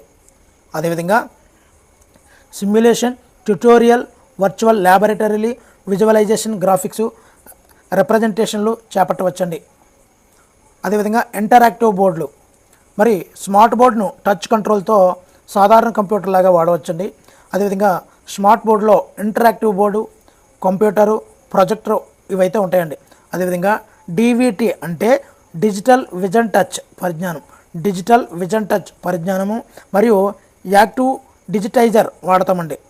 అదేవిధంగా మరి స్మార్ట్ బోర్డుల బోధనకు, శిక్షణకు, ప్రజెంటేషన్లు ఇవ్వడానికి ఉపయోగపడతాయండి. మరి ఎక్కువ సమాచారం సమిష్టిగా పనిచేసే అవకాశం వల్ల దీనికి గతిశీలత ఎక్కువ. ఇక్కడ ఇంటరాక్టివ్ బోర్డుల్లో ఈ యొక్క సమిష్టిగా ఎక్కువ సమాచారం మీద పనిచేసే అవకాశం వల్ల దీనికి గతిశీలత అనేది ఎక్కువ ఉంటుందండి. ఇక్కడ డీవీటీ అంటే ఏమిటి ఫుల్ ఫామ్ అడిగే అవకాశం ఉంది. అదేవిధంగా ఇక్కడ ఏ విధంగా బిట్లు వస్తాయి అనేది కూడా మనం అంచనా వేసుకోవాలి. బోధనాభ్యాసంలో కీలక స్థానం ఎవరిది? రేడియో మరియు టెలివిజన్, కంప్యూటర్ మరియు నెట్వర్క్, ఇంటరాక్టివ్ బోర్డులు, స్మార్ట్ బోర్డులు, సిడిఆర్, డివిడి ఈ విధంగా అడుగుతుంటాడండి. మనము ఇక్కడ కంప్యూటర్ మరియు ఇంటర్నెట్ అండి. అదేవిధంగా మరి కంప్యూటర్ల టచ్ కంట్రోల్తో సాధారణ కంప్యూటర్లో వాడేవి ఏంటి అంటే స్మార్ట్ బోర్డులు అండి, స్మార్ట్ బోర్డులు. మరి అదేవిధంగా ఇక్కడ సిడి, డివిడికి తేడా చూద్దామండి. సిడి అంటే కాంపాక్ట్ డిస్క్ అండి, ఓకేనండి. అదేవిధంగా డివిడి అంటే digital video disc, digital video disc. మరి ఎంత సామర్థ్యాన్ని ఈ యొక్క డేటాని ఎంతవరకు నిల్వ చేసే సామర్థ్యం ఉంటుందంటే సిడీకి అయితే 700 MB ఉంటుందండి. అదే డివిడికి అయితే 4.7 GB ఈ యొక్క డివిడికి నిల్వ సామర్థ్యం అయితే ఉంటుందండి, ఓకేనండి. ఇవన్నీ కూడా హార్డ్వేర్లో భాగాలండి. మరి ఐదోది చూసుకున్నట్లయితే ప్రొజెక్టర్లు అండి. అంటే ఏదైనా చిత్రంను, వీడియోను పెద్దదిగా చేసి తెర మీద చూపించే వాటిని ప్రొజెక్టర్లు అంటారు. మరి దీనిలో కూడా రకాలు ఉన్నాయండి, చూడండి. A opaque projector, B overhead projector, C slide projector, LCD అని అడుగుతుంటాడండి, గుర్తుపెట్టుకోండి. లిక్విడ్ క్రిస్టల్ డిస్ప్లే, ఎల్సిడికి పూర్తి పేరు liquid crystal display projector. DLP అంటే డిజిటల్ లైట్ ప్రాసెసింగ్ ప్రొజెక్టర్. ఈ ఎల్సిడి, డిఎల్పికి విస్తరణ రూపాలు అడుగుతూ ఉండే అవకాశం ఉందండి. మరి ఇవన్నీ కూడా హార్డ్వేర్లో భాగంగా మనము 5 రకాల హార్డ్వేర్లో పార్ట్లు అయితే చూసుకున్నాము. ఇప్పుడు సాఫ్ట్వేర్ వనరులోకి వద్దామండి. ఫస్ట్ వన్ ఆడియో సాఫ్ట్వేర్ అండి. అంటే ఈ సాఫ్ట్వేర్లో ఉపయోగించి ఆడియోని రికార్డ్ చేయడానికి, వినడానికి, ఎడిట్ చేయడానికి, ట్రాక్లు మిక్స్ చేయడానికి అందుబాటులో ఉంటాయి. కొన్ని అయితే ఫ్రీగా లభిస్తాయండి, మరి కొన్ని కొనుక్కోవాల్సి ఉంటుంది. ఉదాహరణగా మనం ఈ యొక్క ఆడియో సాఫ్ట్వేర్లో మనం చూసుకున్నట్లయితే Sony creative software, wave pad audio editing, mix pad ఇవన్నీ కూడా ఆడియో సాఫ్ట్వేర్లు, ఓకేనండి. ఇప్పుడు రెండో చూద్దామండి. మరి వీడియో సాఫ్ట్వేర్లు అండి. ఈ వీడియో సాఫ్ట్వేర్లో రికార్డ్ చేయడానికి, వీడియోను చూడటానికి, ఆడియో వీడియోలను మిక్స్ చేయడానికి ఉంటాయి. మైక్రోసాఫ్ట్, యాపిల్ మొదలైనటువంటి ఆపరేటింగ్ సిస్టంలో వీడియో సాఫ్ట్వేర్లు అయితే ఉంటాయండి. అడ్వాన్స్డ్ వీడియో సాఫ్ట్వేర్లు అయితే కొనుక్కోవాల్సి ఉంటుందండి. ఉదాహరణగా మనం చూసుకున్నట్లయితే VLC media player, MX player, Windows Movie Maker, Adobe Photoshop, Freemake video downloader మొదలైనవన్నీ కూడా వీడియో సాఫ్ట్వేర్లకి ఉదాహరణగా చెప్పుకోవచ్చండి. ఇక్కడ అడోబీ ఫోటోషాప్ అనేది క్రింది వాటిలో ఏ సాఫ్ట్వేర్ అని అడిగే అవకాశం ఉంటుందండి. అదేవిధంగా ఇక్కడ ఫ్రీమేక్ వీడియో డౌన్లోడర్ అనేది ఏ సాఫ్ట్వేర్ అని అడిగే అవకాశం ఉంది. అంటే కొద్దిగా డిఫికల్ట్ టెర్మినాలజీ ఉన్నదాన్ని మనకి ఎగ్జామ్లో ఇస్తుంటాడండి, మిత్రులు గమనించుకోవాలి. మరి మల్టీమీడియా సాఫ్ట్వేర్ అంటే బహుళ మాధ్యమ సాఫ్ట్వేర్ అంటే ఏమిటో చూద్దామండి. మరి ఈ యొక్క బహుళ మాధ్యమం అంటే ఆడియో, వీడియో, యానిమేషన్ మొదలైనటువంటి పరస్పర సంబంధ సమాచారం ఉన్నటువంటి వాటిని ఈ యొక్క బహుళ మాధ్యమం మల్టీమీడియాలో ఇవన్నీ కూడా ఉంటాయండి. మరి ఈ యొక్క బహుళ మాధ్యమం విజయవంతంగా వాడుటకు మల్టీమీడియా కంప్యూటర్లు అయితే అవసరం అవుతుందండి. మరి మామూలు కంప్యూటర్ పరికరాలతో పాటుగా కెమెరా, స్పీకర్లు, ఇంటర్నెట్, మల్టీమీడియా సాఫ్ట్వేర్లు అయితే ఉండాల్సి ఉంటుందండి. ఆ విధంగా మల్టీమీడియా సాఫ్ట్వేర్ ఆపరేటింగ్ సిస్టమ్ కూడా కొంతవరకు వస్తుందండి. మరి మిగిలినది మన అవసరాలకు తగినది మనమే లోడ్ చేసుకుంటాం. ఫార్మెట్ ఫ్యాక్టరీ చూడండి. ఇక్కడ ఫార్మెట్ ఫ్యాక్టరీ అనేది క్రింది వానిలో ఏ సాఫ్ట్వేర్ అంటే బహుళ మాధ్యమ సాఫ్ట్వేర్. అడోబీ ఫ్లాష్ అనేది కూడా మల్టీమీడియా సాఫ్ట్వేర్ అండి. ఇక్కడ బ్లూరే సాఫ్ట్వేర్ కూడా ఇక్కడ మల్టీమీడియా సాఫ్ట్వేర్లో ఒక భాగం అండి. మరి నాలుగో చూద్దామండి, ఎడిటింగ్ సాఫ్ట్వేర్లు అండి.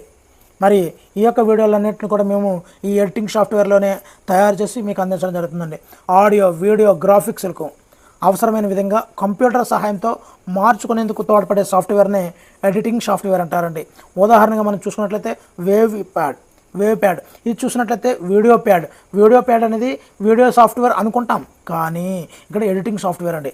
వేవ్ ప్యాడ్ అనేది కూడా ఎడిటింగ్ సాఫ్ట్వేర్. డ్రాపాయిడ్, విండోస్ మూవీ మేకర్ ఇవన్నీ కూడా ఎడిటింగ్ సాఫ్ట్వేర్లు. నెక్స్ట్ అండి వెబ్ అప్లికేషన్ సాఫ్ట్వేర్. ఇక్కడ మనం చూసుకున్నట్లయితే వెబ్ బ్రౌజర్ను ఉపయోగించుకోవడానికి తోడ్పడే క్లయింట్, సర్వర్, సాఫ్ట్వేర్ అప్లికేషన్నే వెబ్ అప్లికేషన్ అంటారండి. ఉదాహరణగా మనం చూసుకున్నట్లయితే జావా, ఫ్లాష్, వెబ్ 2.0 ఇవన్నీ కూడా వెబ్ అప్లికేషన్ సాఫ్ట్వేర్లు. మరి దీని ద్వారా అనేక అంశాలను వేగంగా సమగ్రంగా పొందవచ్చండి. సమాచారాన్ని పొందడమే కాక ఒకరినొకరు పంచుకోవడంతో మంచి తోడ్పాటును అందిస్తుందండి. ఓకేనండి. ఇక్కడ 6వ చూద్దామండి, ఇంటర్నెట్ సాఫ్ట్వేర్ చూద్దామండి. మరి ఇంటర్నెట్ సహకారంతో తరగతి గదికి ఐసీటీని అయితే తీసుకురావచ్చండి. ఇంటర్నెట్ అంటే ఏమిటి అంటే ప్రపంచవ్యాప్త కంప్యూటర్ల అనుసంధాన వ్యవస్థే మనము ఇంటర్నెట్ అంటామండి. దీని ద్వారా కనెక్షన్ ఉన్నవారితో సమాచారాన్ని చిటికలో ప్రచారం చేయవచ్చండి. మరి మరి ఇంటర్నెట్ సదుపాయం కావాలంటే ఏమేమి కావాలి?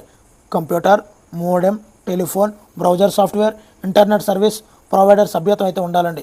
దీని ద్వారా ఏ సేవలు అందిస్తాయంటే www, FTP, search engine, e-commerce, email, news groups, IRC అంటే ఇంటర్నెట్ రిలే చాట్. ఓకేనండి. ఇవన్నీ కూడా చాలా చాలా ఇంపార్టెంట్ అండి. వీటన్నిటి గురించి కూడా ఈ వీడియోలో ఇక్కడ వీటి యొక్క పూర్తి ఫుల్ ఫామ్స్ కూడా ఈ వీడియోలో పూర్తిగా ఉంటాయండి. చూద్దాం పూర్తిగా ఒక్కొక్కటిగా మనం చూసుకుంటూ వెళ్దాం. మరి 7వది యానిమేషన్ సాఫ్ట్వేర్ అండి. మరి కొన్ని తేడాలు కలిగినటువంటి నిశ్చల స్థిర చిత్రాలను ఒక వరుస క్రమంలో వేగంగా ప్రదర్శించడం వల్ల కలిగే చలన మార్పునే ఈ యొక్క యానిమేషన్ ప్రక్రియ అనేది జరుగుతుందండి. మరి అనలాగ్ మీడియా ఇక్కడ గుర్తుంచుకోండి. అనలాగ్ మీడియా, డిజిటల్ మీడియాల్లోని animated GIF, flash animation, digital video ఫార్మాట్లో ఉపయోగించి యానిమేషన్ అయితే మనం రికార్డ్ అయితే చేయవచ్చండి. యానిమేషన్ ప్రదర్శించడానికి డిజిటల్ కెమెరా, కంప్యూటర్, ప్రొజెక్టర్ మొదలైనవి ఉపయోగిస్తుంటారు. ఇక్కడ ఏ విధంగా అడుగుతాడంటే యానిమేషన్ సాఫ్ట్వేర్లో యానిమేషన్ ప్రదర్శించడానికి క్రింది వాటిలో వేటిని ఉపయోగిస్తారు అంటే డిజిటల్ కెమెరా, కంప్యూటర్, ప్రొజెక్టర్ అండి. నెక్స్ట్ సిమ్యులేషన్ సాఫ్ట్వేర్ అంటే ఏమిటి? ఇక్కడ లాస్ట్దండి ఈ సాఫ్ట్వేర్లో. మరి సిమ్యులేషన్ సాఫ్ట్వేర్ అంటే యథార్థ ప్రపంచ ప్రక్రియ లేదా విధానం యొక్క క్రియను అనుసంధానించడమే సిమ్యులేషన్ అండి.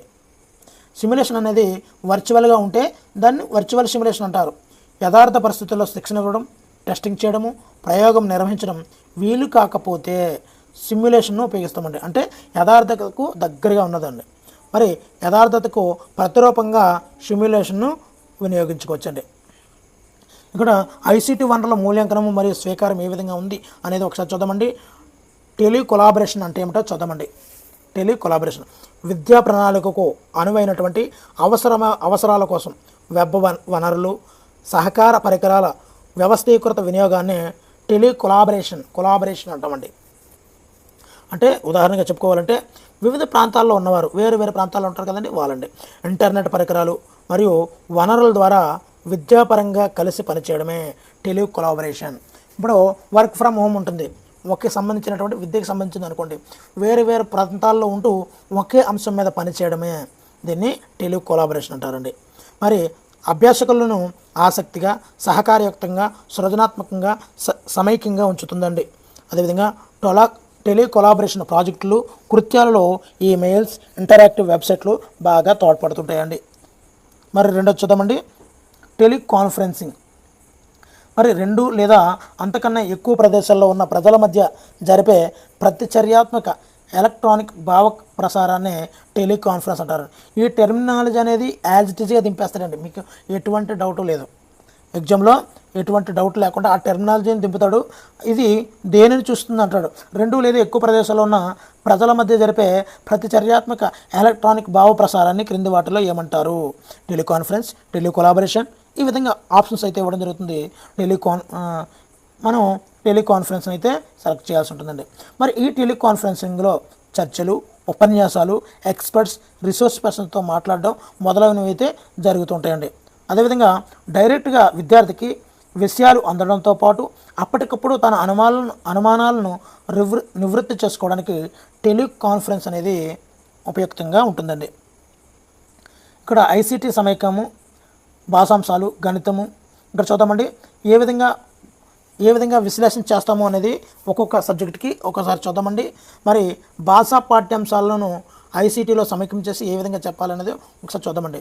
విద్యార్థుల యొక్క సంజ్ఞానాత్మక స్థాయిని బట్టి భాషల పాఠ్యాంశాలను అయితే ఎంపిక చేసుకోవాలి. ఇవి ప్రభావవంతంగా జరగాలంటే టేప్ రికార్డర్. ఇక్కడ భాషాంశాలలో ఐసీటీని ఏ విధంగా మిళితం చేస్తున్నాము అనేది క్రింది ఎగ్జాంపుల్స్ ద్వారా చూడండి.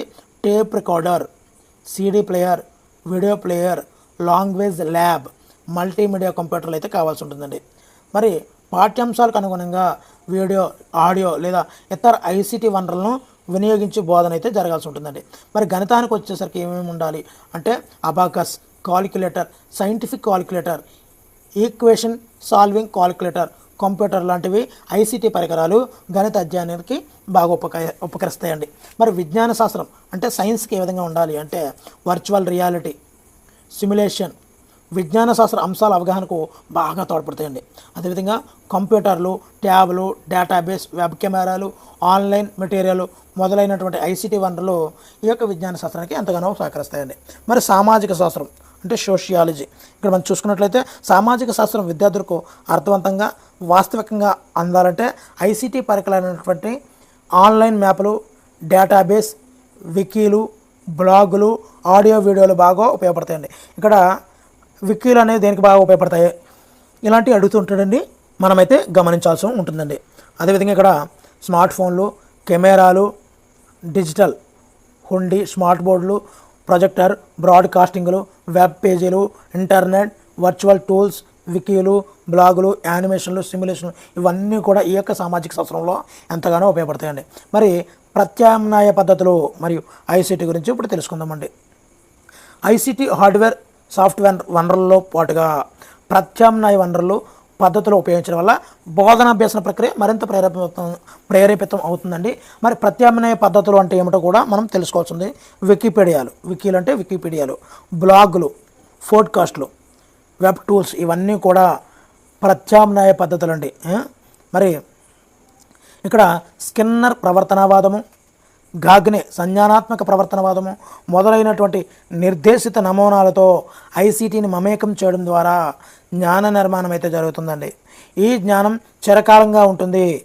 అదేవిధంగా జాన్ డ్యూయి సూచించినటువంటి సాంఘిక క్రియాత్మక సిద్ధాంతము, వైగోటిస్కి ప్రతిపాదించినటువంటి విదలన సిద్ధాంతం అంటే స్కఫోల్డింగ్, విదలన సిద్ధాంతం అంటే స్కఫోల్డింగ్ సిద్ధాంతము, అదేవిధంగా జీన్ పియాజే మరియు బ్రోనర్ వివరించినటువంటి బాలల వికాస సిద్ధాంతాలు, అదేవిధంగా గార్డ్నర్ చెప్పినటువంటి బహుళ ప్రజ్ఞల సిద్ధాంతాల ఆధారంగా రూపొందించిందే నిర్మాణాత్మక ఉపగమాలతో ఐసీటీని అనుసంధానించడం ద్వారా అభ్యాసకులలో జ్ఞాన నిర్మాణాన్ని అయితే పెంపొందించవచ్చండి. ఇందులో అందరు శాస్త్రవేత్తలు వాళ్ళు ప్రతిపాదించిన సిద్ధాంతాలు మ్యాక్సిమం కవర్ అయిపోయాయండి. చూడండి ఇక్కడ విదలన పద్ధతి లేదా స్కఫోల్డింగ్ పద్ధతి సృష్టించడానికి తోడ్పడే ఐసీటీ సాంకేతిక వనరులు, పరికరాలు ఏముంటాయో ఒక్కసారి చూసేద్దామండి. అందులోనూ మరి బాహ్య సహాయాన్ని క్రమంగా వదిలివేయడం ద్వారా విద్యార్థి ఒక సమస్యను పరిష్కరించడము, ఒక కృత్యాన్ని నిర్వహించడము, ఒక లక్ష్యాన్ని సాధించడంలో తోడ్పడే బోధనా పద్ధతిని స్కఫోల్డింగ్ అంటారు. అంటే స్కఫోల్డింగ్ అంటే ఏంటండి, ఒక లక్ష్యాన్ని సాధించడంలో తోడ్పడే బోధనా పద్ధతిని స్కఫోల్డింగ్ అంటారండి. మరి లైన్ టు లైన్ చెప్పడం జరుగుతుందండి. మిత్రులు గమనించాలి. వీడియో నచ్చితే తప్పనిసరిగా అయితే లైక్ చేయండి. ఎంతగానో మీకు ఏ వీడియోలు కావాలనేది కూడా కామెంట్ బాక్స్లో తెలియజేయండి. ఖచ్చితంగా వీడియోలు అయితే చేసి పెడతానండి. మరి వైగోటిస్కి సూచించినటువంటి స్కఫోల్డింగ్ సిద్ధాంతంలో విదలనం అంటే స్కఫోల్డింగ్ పిల్లలలో జరగడానికి వర్చువల్ టెక్నాలజీ, నిజ జీవిత అనుభవాలు ఎంతగానో సహాయపడుతూ ఉంటాయండి. రెబెక్కా ఆల్బర్గ్ సూచించినటువంటి స్కఫోల్డింగ్ వ్యూహాలను చూద్దామండి. చూపించడం మరియు చెప్పడం, మాట్లాడడానికి సమయం ఇవ్వడం, శబ్దకోశం బోధన, దృశ్య ఉపకరణాలను ఉపయోగించడం, విరామం, ప్రశ్నలు అడగడం, విరామం, పునఃసమీక్ష ఇవన్నీ కూడా రెబెక్కా ఆల్బర్గ్ సూచించినటువంటి స్కఫోల్డింగ్ వ్యూహాలు. దీనిలో స్కఫోల్డింగ్ వ్యూహం కానిది, అదేవిధంగా వరుసక్రమం సరిగ్గా ఇవ్వకపోవడము ఇలాంటివన్నీ కూడా బిట్లుగా వచ్చే అవకాశం ఉందండి. మరి ఈ వీడియో చివరిలో 200 బిట్లతో కూడినటువంటి ఎగ్జాక్ట్లీ 210 బిట్లతో కూడినటువంటి 2 వీడియోలు అయితే వీడియో చివరి కనిపిస్తున్నాయి. అదేవిధంగా డిస్క్రిప్షన్లో లింక్ పడుతున్నానండి, అక్కడి నుంచి చూడండి. చాలా బాగా ఐసీటీ నుంచి 2 మార్కులు ఎక్కడికి పోకుండా మరి స్పష్టంగా ఇవ్వడం జరుగుతుందండి. మరి తప్పనిసరిగా అయితే వీడియోని అయితే చూడండి, ఉపయోగపడుతుంది. నెక్స్ట్ చూద్దామండి, సైబర్ చట్టము మరియు రక్షణ, ఫ్రీవేర్లు అంటే చూద్దామండి. ఇక్కడ కంప్యూటర్లు, ఇంటర్నెట్ అందుబాటులోకి వచ్చిన తర్వాత దానిని విరివిగా ఉపయోగించడంతో పాటుగా సైబర్ నేరాలు మోసాలు అధికం కావడం ద్వారా వాటిని నివారించడానికి సైబర్ చట్టము మరియు రక్షణ ఏర్పరచబడాయండి. అసలు సైబర్ చట్టంలో ఏమున్నాయి అన్నది ఇప్పుడు చూసేద్దామండి. మరి ఇంటర్నెట్ వినియోగంలో గల అన్ని న్యాయపర అంశాలను కూడా మనం సైబర్ చట్టం అంటామండి. మరి అదేవిధంగా కంప్యూటర్లు, ఇంటర్నెట్, ఇతర నెట్వర్క్లు ఉపయోగించి కూడా నిర్వహించే కార్యకలాపానికి సివిల్ మరియు క్రిమినల్ న్యాయాన్ని అన్వయించడాన్ని సైబర్ చట్టం అంటారండి. మరి మరి ఏమేమి అంశాలు ఉన్నాయి ఈ సైబర్ చట్టంలో అనేది ఒక్కసారి చూసేద్దామండి. Internet access, internet usage, freedom of expression, copyright, open source licence, data privacy, cyber terrorism, credit card crimes, online gambling ఇవన్నీ కూడా సైబర్ చట్టంలోని అంశాలండి. మరి సైబర్ రక్షణ అంటే ఏమిటో ఒకసారి చూసేద్దామండి. మరి దాడి చేయడము, చెడగొట్టడము, అనధికారికంగా వినియోగించుకోవడం నుండి కంప్యూటర్లను మరియు సమాచారాన్ని రక్షించుకునేందుకు రూపొందించినటువంటి సాంకేతికతలు, అదేవిధంగా ప్రక్రియలు మరియు ఆచరణ సమూహమే సైబర్ రక్షణ అని పిలుస్తూ ఉంటారండి. అదేవిధంగా కంప్యూటర్లు, నెట్వర్క్లు, ప్రోగ్రాములు మరియు సమాచారాన్ని అనధికారికంగా అందుబాటులో తీసుకోవడము, మార్చడము, నాశనం చేయడము, రక్షించుకోవడానికి ఏర్పడే విధానమే సైబర్ రక్షణ అని కూడా మనం పిలుస్తుంటారు. ఇక్కడ నేను ఎందుకు చదువుతున్నాను అంటే ఇది తెలిసిందే కదా, సైబర్ చట్టంలో ఏ అంశాలు ఉంటాయి, సైబర్ రక్షణ అంటే ఇక్కడ టెర్మినాలజీ అండి. టెర్మినాలజీ అనేది చాలా ఎంతగానో బాగా ఉపయోగపడుతుందండి. మరి ఈ సైబర్ రక్షణలోని అంశాలు అప్లికేషన్ రక్షణ అండి, ఇన్ఫర్మేషన్ రక్షణ, నెట్వర్క్ రక్షణ, డిజాస్టర్ రికవరీ, ఎండి యూజర్ విద్య అండి. ఇవన్నీ కూడా ఇక్కడ క్రింది వానిలో సైబర్ రక్షణలో లేనిది ఏమిటి అని అడుగుతుంటాడండి. 3 సేమ్ ఇచ్చి ఒకటి వేరేస్తుంటాడండి. అప్పుడు డిజాస్టర్ రికవరీని ఇచ్చాడు అనుకోండి, మనం యాక్చువల్గా ఈ యొక్క సైబర్ రక్షణలో ఇది ఉండదు అని అనుకుంటాం మనం. కానీ డిజాస్టర్ రికవరీ కూడా సైబర్ రక్షణే కదండి. మరి అందు గురించనే ప్రతి పాయింట్ని కూడా మనం ఎలా ఆలోచించాలంటే మరి దీనిలో బిట్టిస్తే ఏ విధంగా ఇస్తాడు అని మనం ఊహాత్మకంగా ఆలోచిస్తూ దీనిలో ప్రతి అంశాన్ని కూడా గుర్తించుకుంటారు అనే ఉద్దేశంతోనే ప్రతి పాయింట్ను కూడా లైన్ టు లైన్ చదవడం జరుగుతుంది. మరి ఇక్కడ చూస్తున్నట్లయితే సైబర్ చట్టంలోని అంశాలండి ఇవే. ఇక్కడ చూసినట్లయితే సైబర్ రక్షణలో అంశాలు, రెండింటికి తేడా అయితే గమనించండి. మరి సైబర్ నేరాలు కొన్ని చూద్దామండి. చూసినట్లయితే ఒకటోది వైరస్ అండి. ఈ వైరస్ అనేది కూడా ఒక రకమైన సాఫ్ట్వేరేనండి. కంప్యూటర్లోని ప్రోగ్రాములు, ఫైళ్లను పాడు చేయడానికి కావాలనే వైరస్ను ఏదో ఒక రూపంలో, ఏదో ఒక లింకుల రూపంలో మనకి పంపిస్తుంటారండి. ఇది కంప్యూటర్లో ఉన్నటువంటి విలువైన సాఫ్ట్వేర్ని, సమాచారాన్ని నాశనం అయితే చేస్తుందండి. వీటి నుండి కంప్యూటర్లు రక్షించడానికి ఫైర్ వాల్స్, గుర్తుపెట్టుకోండి, ఫైర్ వాల్స్, యాంటీవైరస్ సాఫ్ట్వేర్లు, ఫైర్ వాల్స్, యాంటీవైరస్ సాఫ్ట్వేర్లు మొదలైనవి కంప్యూటర్లో ఇన్స్టాల్ అయితే చేసుకోవాల్సి ఉందండి. మరి సైబర్ నేరాల్లో మొదటిది వైరస్ అండి, రెండవది హ్యాకింగ్ అండి.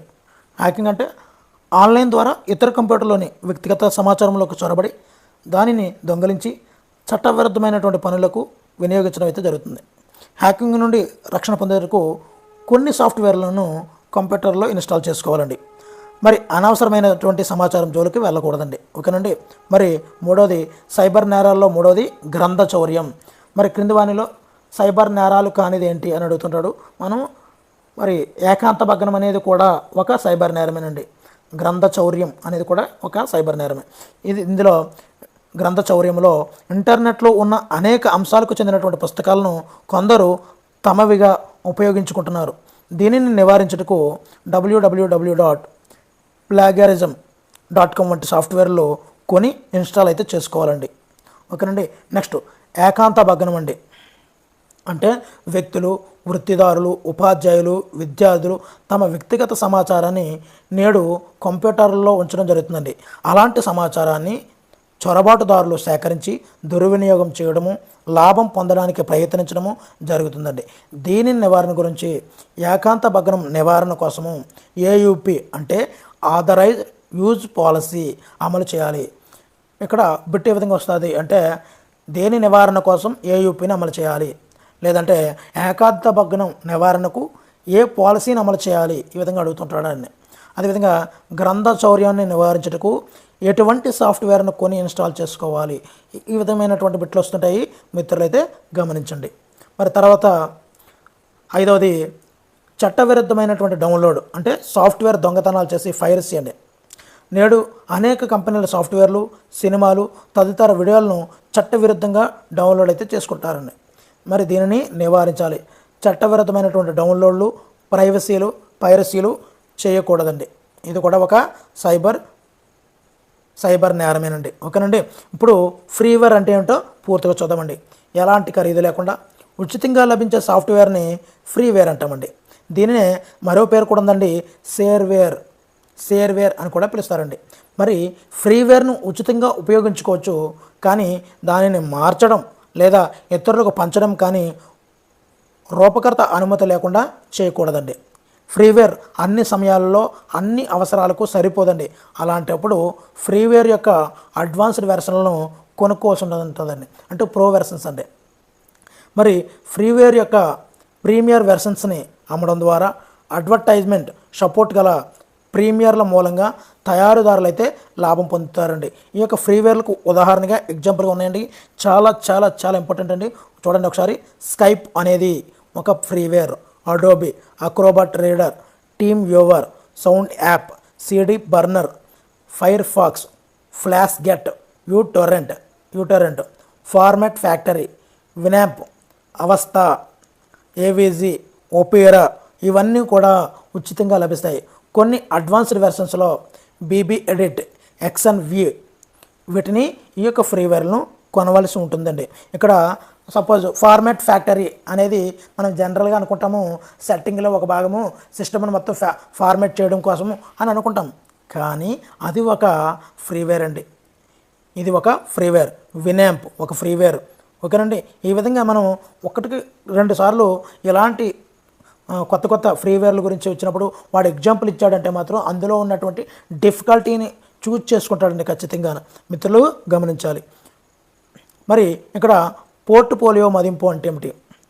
ఉపాధ్యాయులు విద్యార్థులు అభివృద్ధి పరిచినటువంటి కళాకృతులు ఒక క్రమ పద్ధతిలో నివేదిక రూపంలో తయారు చేసి నిల్వ చేయబడేవే పోర్ట్ఫోలియో అండి.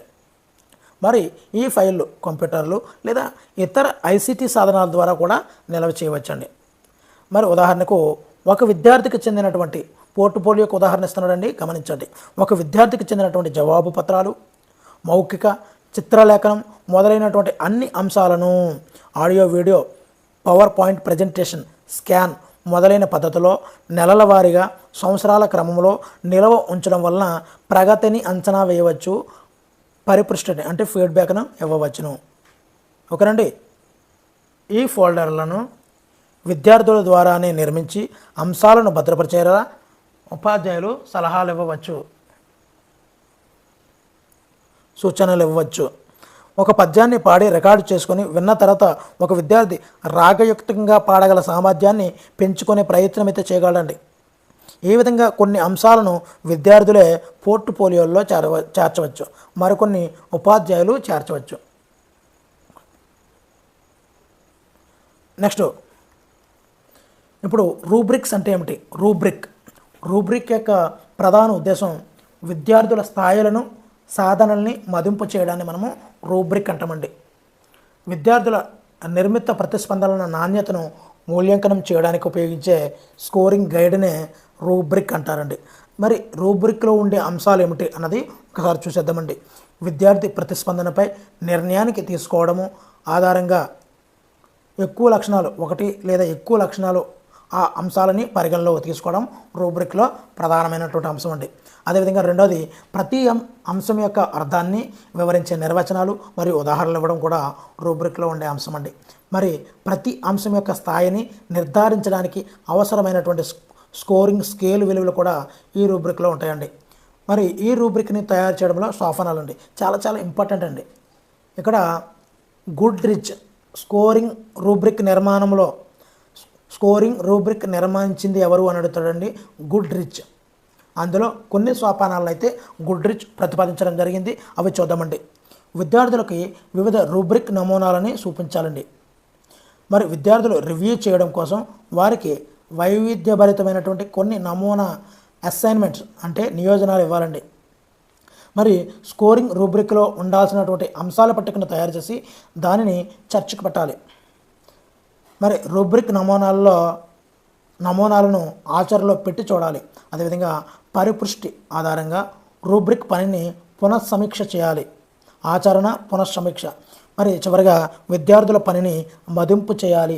ఇక్కడ సోపానాల్లో మనం ఇప్పటివరకు చదివేశాను కదా, మీకు ఏమన్నా ఏదో చదివినట్టు కాకుండా ఇక్కడ షార్ట్కట్గా మనం తయారు చేసుకోవాలి. ఇక్కడ మదింపు, ఇక్కడ పునఃసమీక్ష, ఇక్కడ ఆచరణ, ఇక్కడ చర్చ, ఇక్కడ నియోజనాలు, ఇవన్నీ కూడా వరుస క్రమం అండి. ఇక్కడ రూబ్రిక్ నిర్మాణంలో సోపానాలు ఉన్నాయి కదండి, అందులో ఒకటో దానిలో నియోజనాలు ఇవ్వాలి, రెండవది చర్చకు పెట్టాలి, ఆచరణలో పెట్టాలి, పునఃసమీక్ష చేయాలి, మదింపు చేయాలి. ఇవన్నీ కూడా వరుస క్రమంలో గుర్తుపెట్టుకోవాలండి. గుడ్రిచ్ ప్రతిపాదించాడు దీన్ని, స్కోరింగ్ రూబ్రిక్ నిర్మాణాన్ని గుడ్రిచ్ ప్రతిపాదించాడు. దానిలో ఉన్నటువంటి సోపానాల క్రమం వంటిది. నెక్స్ట్ చూద్దామండి, దత్తాంశ నిర్వహణ. ఏదైనా సేకరించినటువంటి సమాచారాన్ని నియంత్రించే ప్రక్రియనే దత్తాంశ నిర్వహణ అంటారండి. ఒకటోది. సో ఇవన్నీ కూడా ఉంటాయండి. నెక్స్ట్ చూద్దామండి, ఇక్కడ బహుళ మాధ్యమ పాఠాల తయారీ మరియు ప్రణాళిక రచనల చాలా చాలా ఇంపార్టెంట్ అండి ఇది కూడా.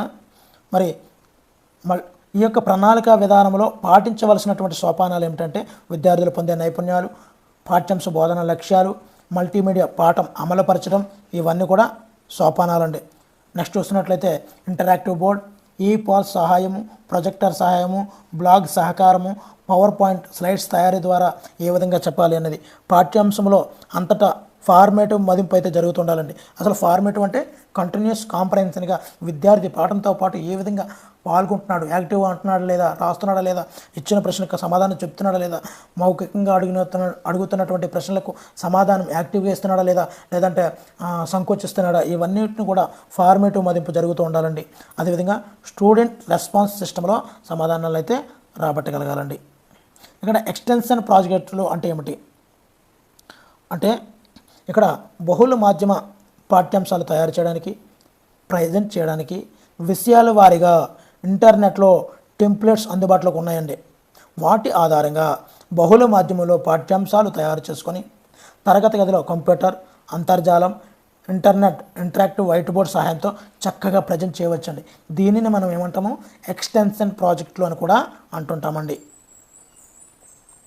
మరి బహుళ మాధ్యమ పాఠశాలలో ఉపాధ్యాయుని పాత్ర ఏ విధంగా ఉండాలనేది ఇక్కడ ఇవ్వడం జరిగిందండి. ఇక్కడ సామాజిక మాధ్యమం అభ్యసన యొక్క ప్రాధాన్యత కూడా ఇవ్వడం జరిగింది. ఇక్కడ సామాజిక వేదికలు అంటే ఫారంలు, సామాజిక వేదికలు అంటే ఫారంలు అండి.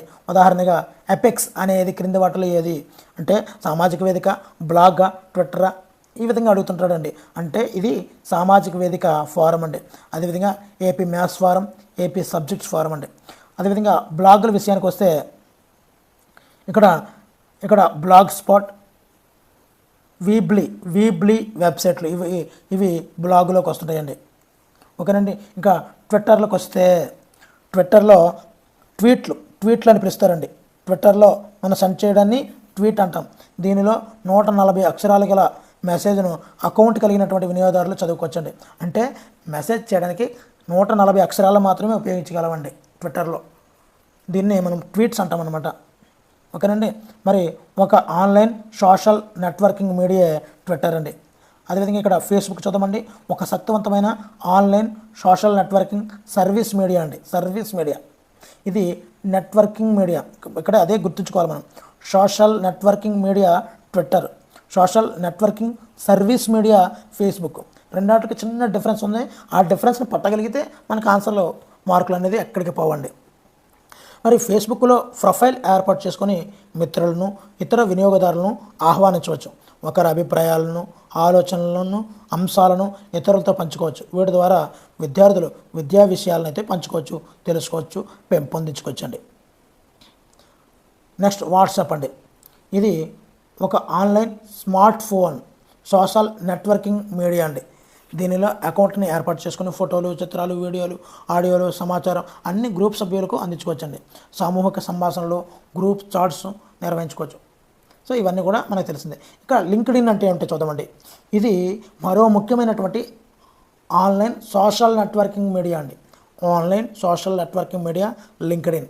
ఇందులో ఎక్కువగా ప్రొఫెషనల్స్, మరీ ముఖ్యంగా చూసినట్లయితే విద్యారంగానికి చెందిన వారు సభ్యులుగా ఉంటారండి.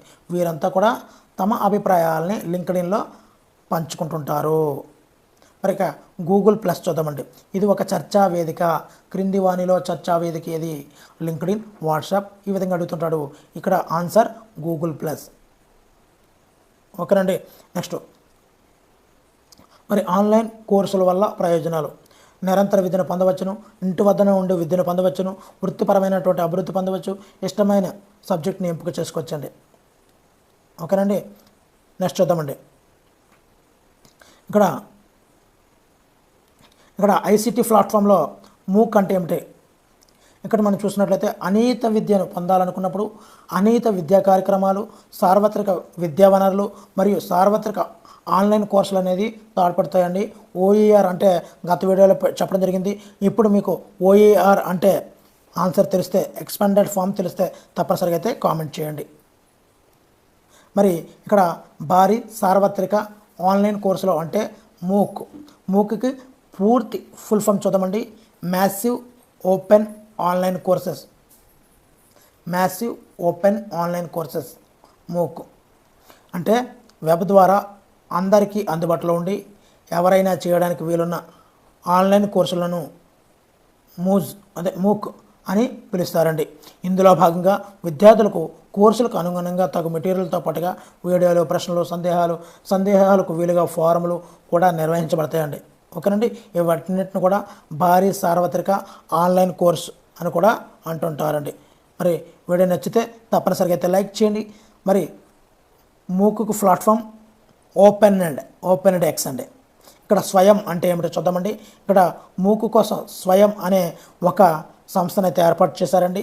అది స్వయం అంటే study webs of active learning for young aspiring minds. గుర్తుపెట్టుకోండి, study webs of active learning for young aspiring minds. దీన్నే స్వయం అంటారండి. దీని యొక్క లక్ష్యం ఏమిటంటే ఐఐటి, ఐఐఎం, సెంట్రల్ యూనివర్సిటీలు ఆన్లైన్ కోర్సులను భారత పౌరులకు అందించాలి అనేది దీని యొక్క లక్ష్యం అండి. స్వయం ద్వారా నాణ్యత కలిగినటువంటి course material, online lectures, discussions, assignment క్విజులు అభ్యాసకులకు అందుబాటులో ఉంచబడతాయండి. మరి వీడియో నచ్చితే తప్పనిసరిగా లైక్ చేయండి. ఓకే అండి. మరి ఈ యొక్క దీనికి మూక్కి ప్రత్యామ్నాయంగా డిఓసిసి, ఎస్పిఓసి ఇవి వచ్చాయండి మూక్కి ప్రత్యామ్నాయంగా అండి. మూక్లో సాధారణంగా క్లౌడ్ కంప్యూటింగ్ ఉపయోగపడుతుందండి. మరి మూక్లో సాధారణంగా ఏది ఉపయోగపడుతుంది అంటే క్లౌడ్ కంప్యూటింగ్. ఇక్కడ చూద్దామండి. ఎంఓఓసి అంటే మ్యాసివ్ ఓపెన్ ఆన్లైన్ కేసెస్. డిఓసిసి అంటే డిస్ట్రిబ్యూటెడ్ ఓపెన్ కొలాబరేషన్ కేసెస్. ఎస్పిఓసి అంటే సెల్ఫ్ పేస్ ఆన్లైన్ కేసెస్. మరి వీడియో నచ్చితే తప్పనిసరిగా లైక్ చేయండి. Thank you for watching. Me Hari signing out.